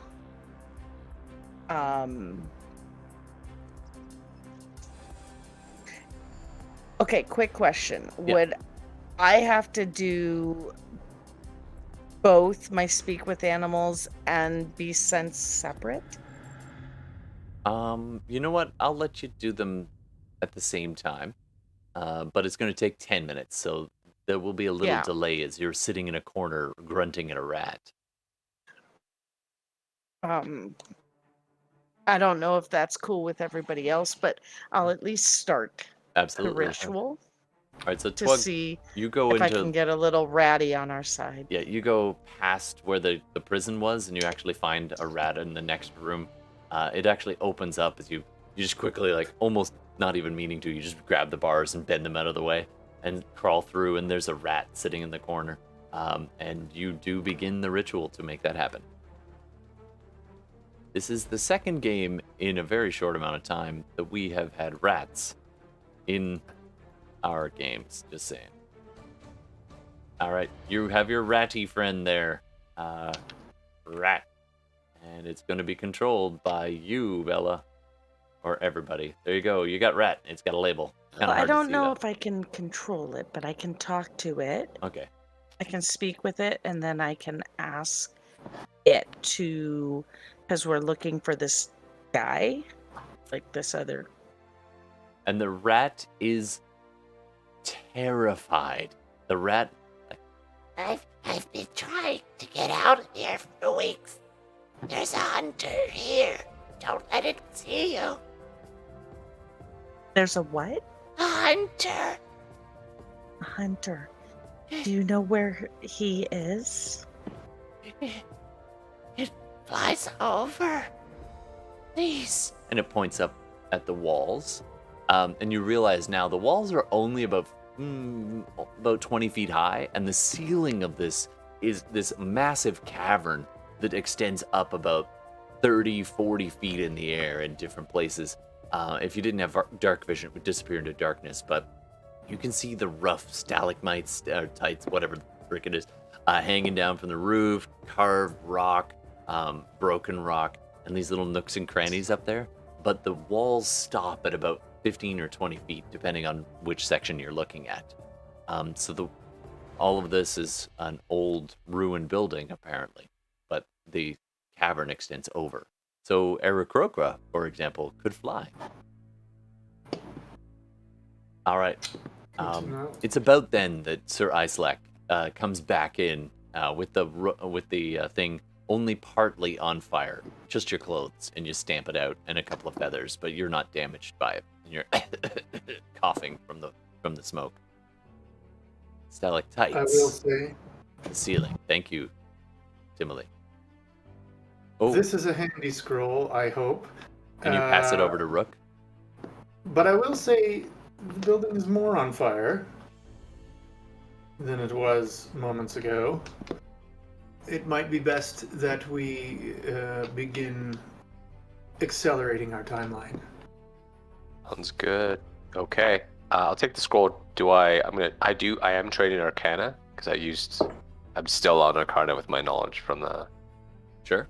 Sure. The extra skill feat. So, is it dispel magic? Do you want dispel magic or do you want stinking cloud? I'll let you pick. Dispel magic for Okay. because So, she yeah. wanted dispel magic. So, Yeah. So okay. the Aarakocra chose wisely. Okay. I'll mention to the woman. And what's her name? What's your name? Actually, Timily's watching right now. So what's the name of your character, Timily? Type it into chat. This is Timily. You're up, even by chat and remote. What's the name of your character? Typey. Normally I ask the internet for this, but it's actually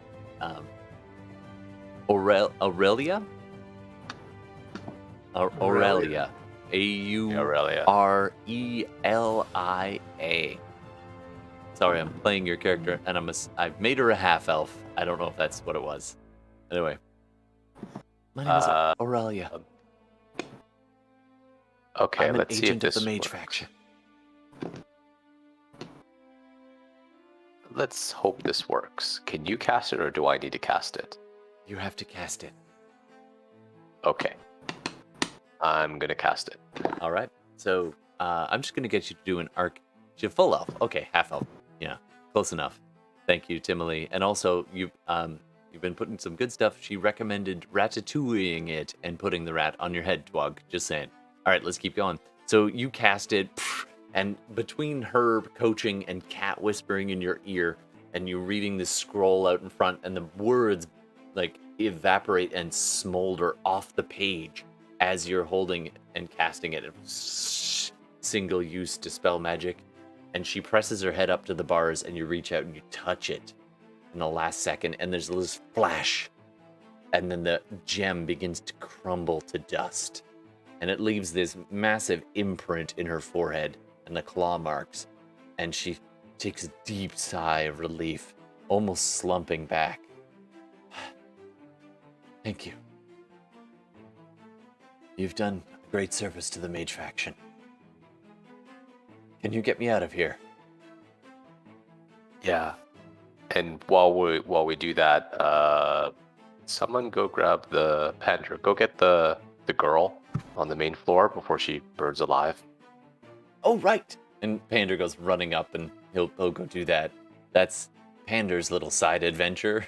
And then after a minute, Tuog comes back in the room wearing a rat on its hat. Is that canon? As a hat? Okay. And you quickly just bend the bars, no problem. And you now have an elven mage with you named Aurelia. All right, so she's like, this way. They interrogated me in the other room. I hope you're ready for this. Maybe we should... Do we want to leave, or do we want to go further in? We need to finish this. We need to go further in. We may never get this chance again. All right. Be on guard. And she leads you around the corner, and you're checking for traps the whole way, but in order to process this as quickly as possible, you go into this room ahead, stepping around various traps and pitfalls. Pander, can I get an investigation check with advantage between Rook and Pander, and a perception check for everybody else?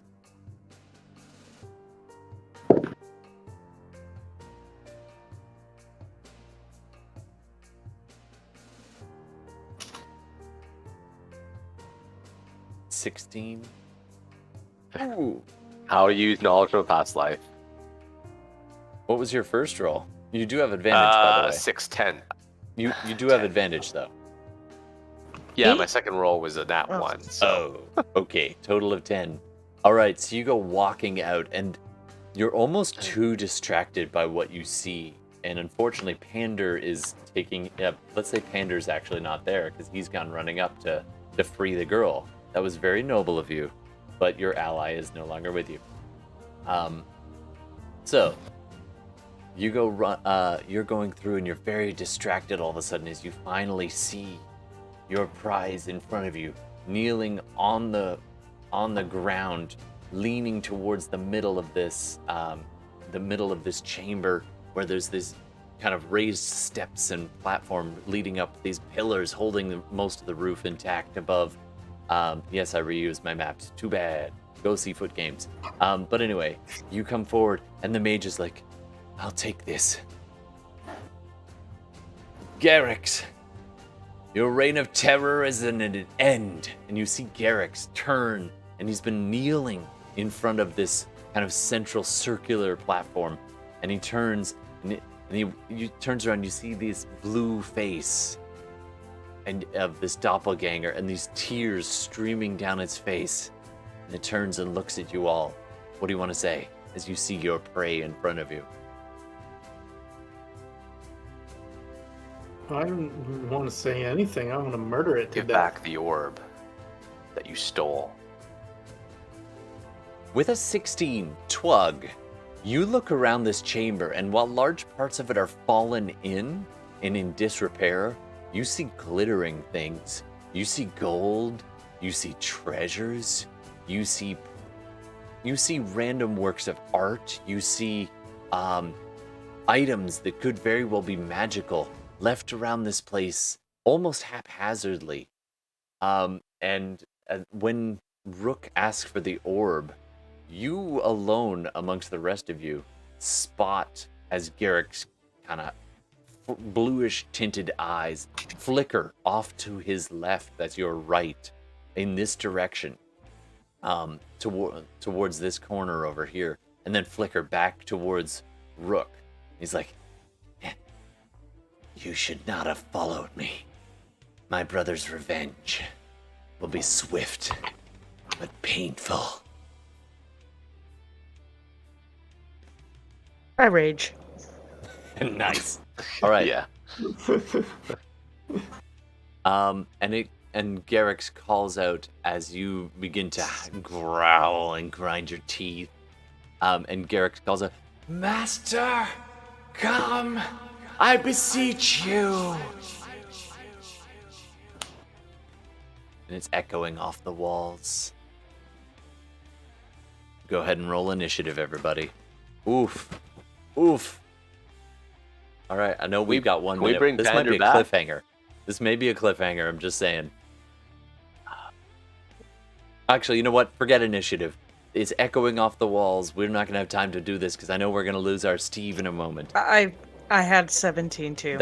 That's wonderful. Everybody's just ready to rock and roll. I will let you all get one pass, actually, because that's only fair. And I'm just going to roll for Garrax, just see what he's doing here. Oh, okay. So 16 on his part. What did you get there, Steve? 18 on initiative. 18. Nice. 17, 17, 18. And Pander's not there right now. And so... Well, I haven't rolled yet. That's okay. He's 19. He's going to rescue the girl, so he's busy. Okay. But we'll take that one for Aurelia. And so, I rolled a 19. Yeah, for 19. Rook. So she gets to go first. And so what she's going to she begins to cast, and you see these arcane runes leap into existence around her hands, and she casts a spell at this little Garrax guy in revenge, and he fails his save and gets held. Oh damn. He is held locked in place in this flickering blue aura around his body. Up next, simultaneously, Tuog. Oh, sorry. It is Neutron. What do you want to do? I'm gonna do mean things. So Isn't it Rook? I rolled a 19. Oh, you rolled a Yeah, 19. Rook should I'm be sorry. Rook is Yeah. next. Then Islak. Is he held in place then? He is. I'm gonna bonus action steady aim and shoot him. Oh, you don't even need steady aim. Oh, I if you don't. It's want already it. advantage? He Okay. gets advantage. Okay. I shoot him then. Roll with advantage.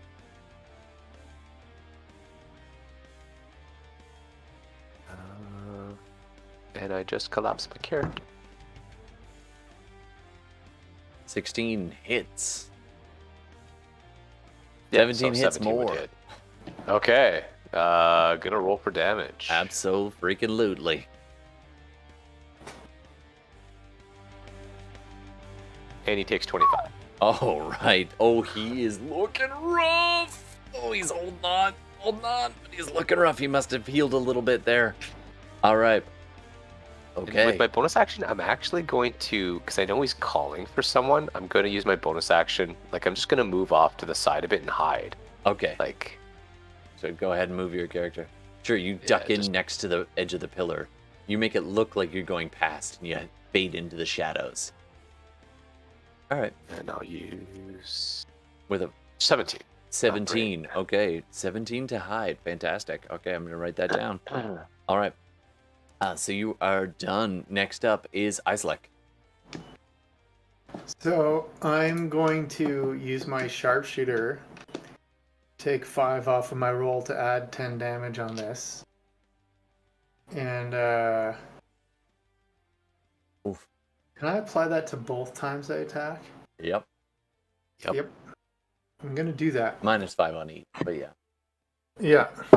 Yeah, someone's going to get murderated. Absolutely, Timely. So that's -5. That's still a 23. That hits. And that one is 15. That would still hit. So both hit. Go ahead and apply damage. So there's 10 damage each plus whatever my roll is essentially. So 6. Oh, sorry, 11 because of the +5, and then an additional 6 again, another 11, and then one of those times also as the bonus action, I'm gonna apply the extra 1d8 because why would I not do that? You're good. Arrow. Which is another arrow. 3. So he takes 22 plus 22 is 44 plus 3 is 47 damage. 47 damage in one round. Holy damn, the arrows. One of them catches him right in the eye. The head just jerks ever so slightly, but it's held in place by the spell and magic, and blood just trickles down, joining the tears for his fallen brother. The other one just blossoms in blood in his chest. Next up, Islak, what do you want to do? That was me. Oh, sorry. Tuog, what do you want to do? Tuog. That Good rat. murder rate. I'm gonna Oh, yeah. finish him off. Okay, you run forward. Go ahead and do your attack as What's- the rat is like Yeah. whispering in your ear. What's he saying? The hunter is coming. The hunter is coming. And he slips off your head and scurries into a hole nearby. I'll protect you, little guy. We'll protect. Tuog, the protector of animals. All right, I am going to go reckless. nice. You can cover that distance. It's only about 30 feet away. Oh yeah. Yeah, you just leap up onto the first level of platform. Yeah. I'm good.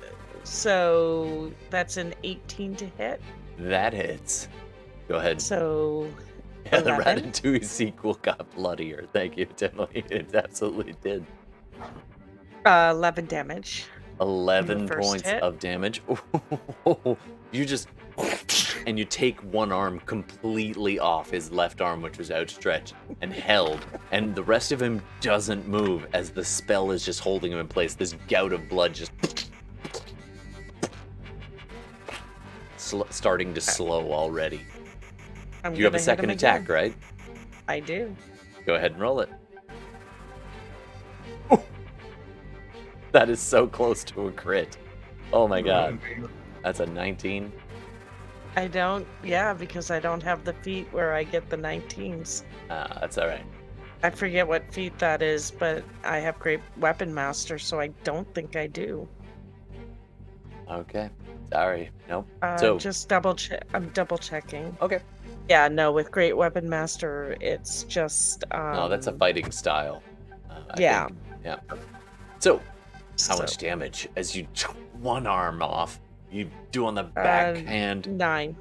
9 points further of damage for a total of 20 in that round.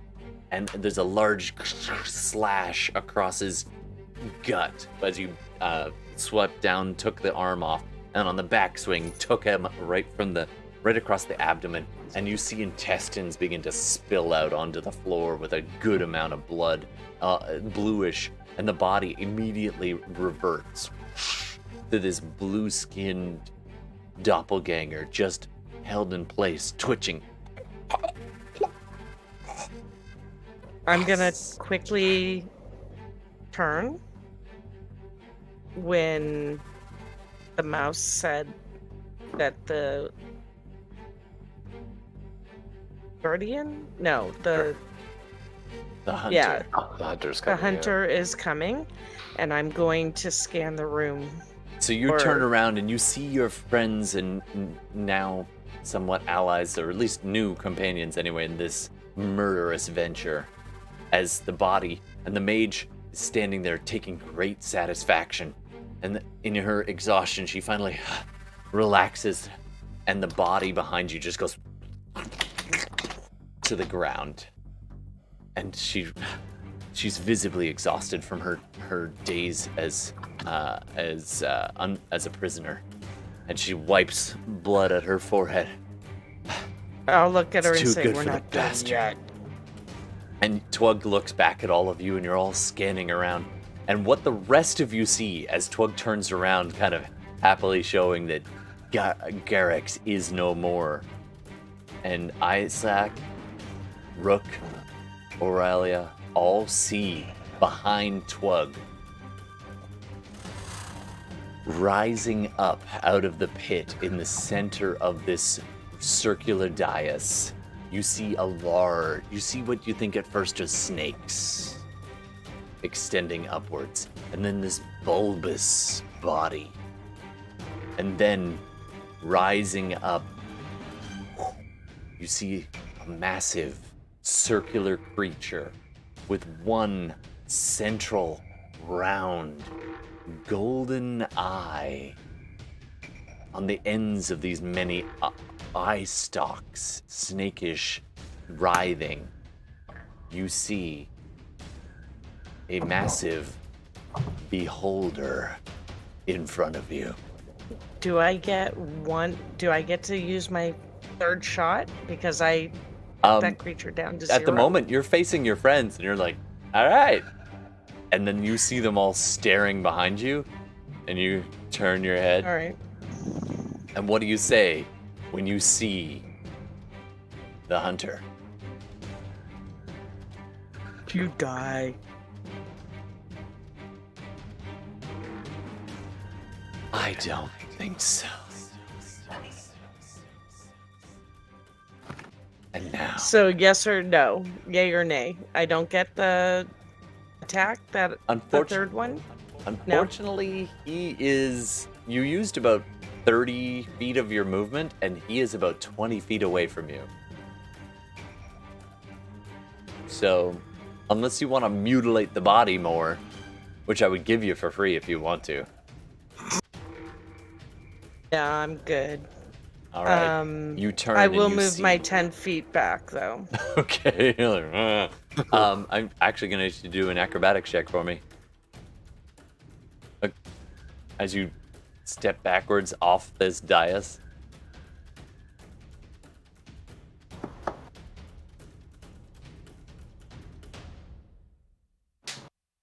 Raging, I have advantage or no? Not on acrobatics, sorry. Just normal? Cool. I fail. That fits. As you take a 3, you step backwards, and your foot just finds air. And you're like, ooh! You fall prone at the bottom of this dais.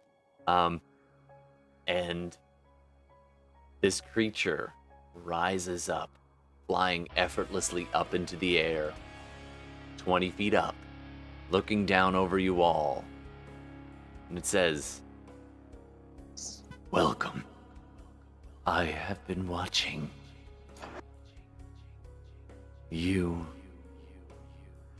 are very annoying."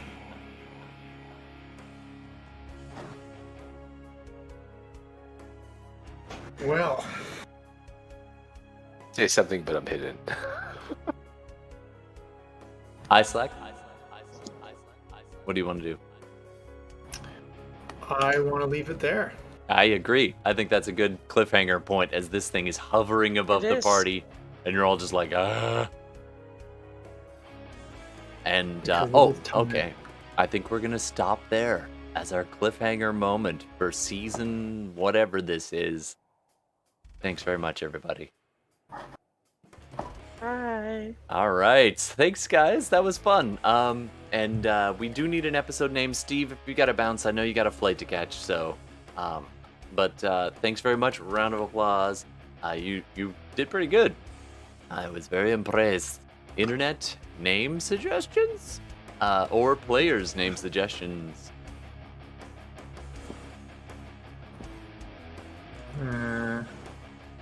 Tuog wants something about watermelons, but Tuog is very one-track mind.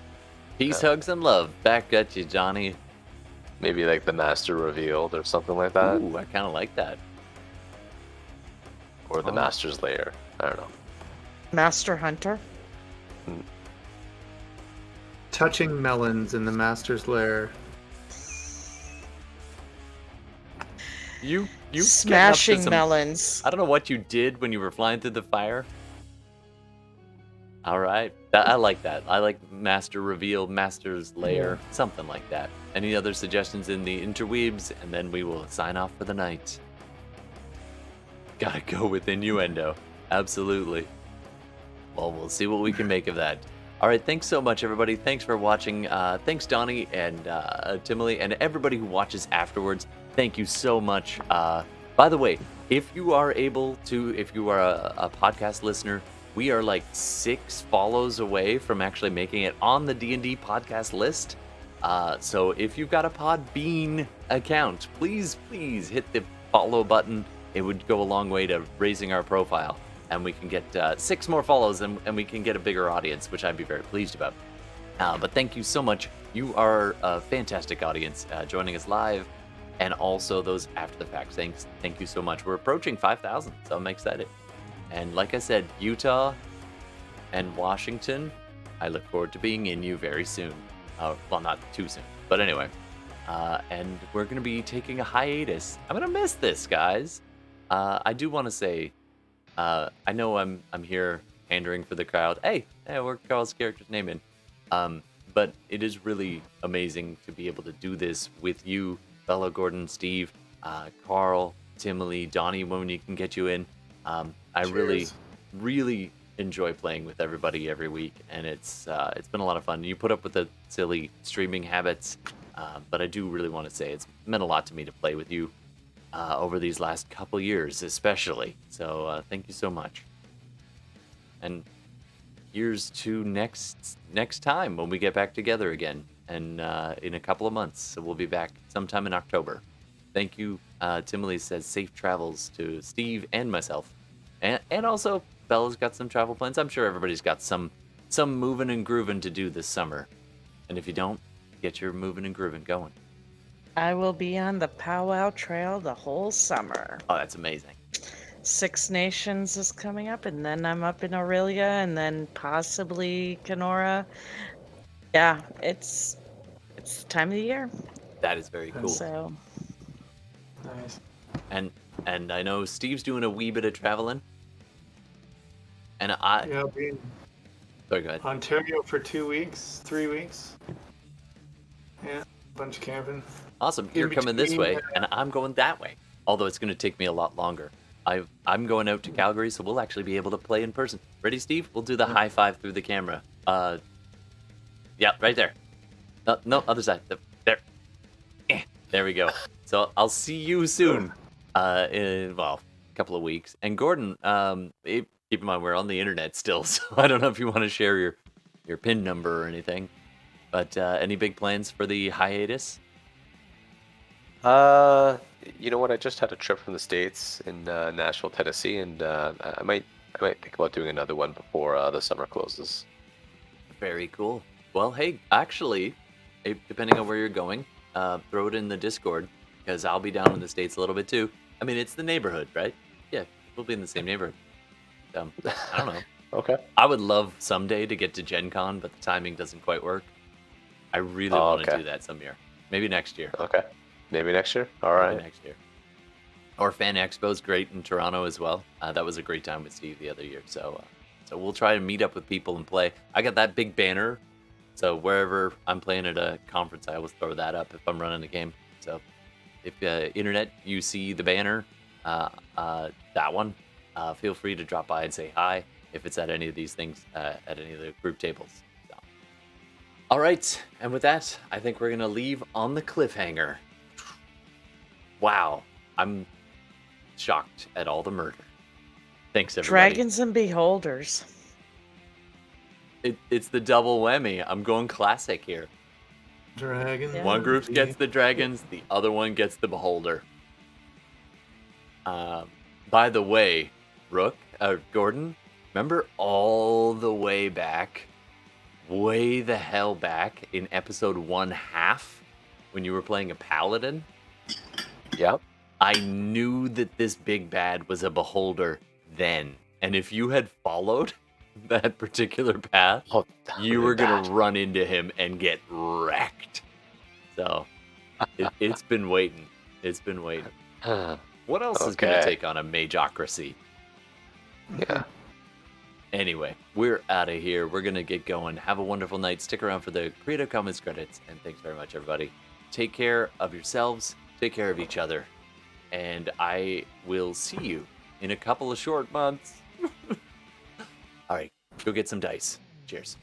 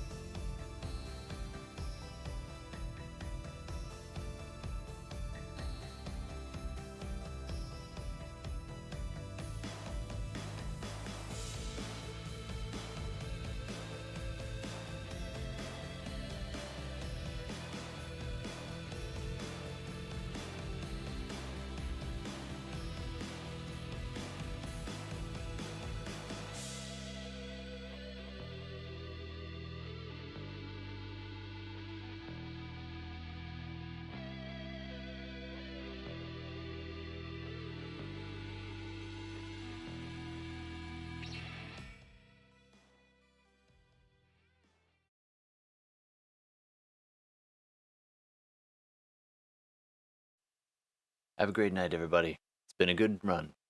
We'll see you in a few months.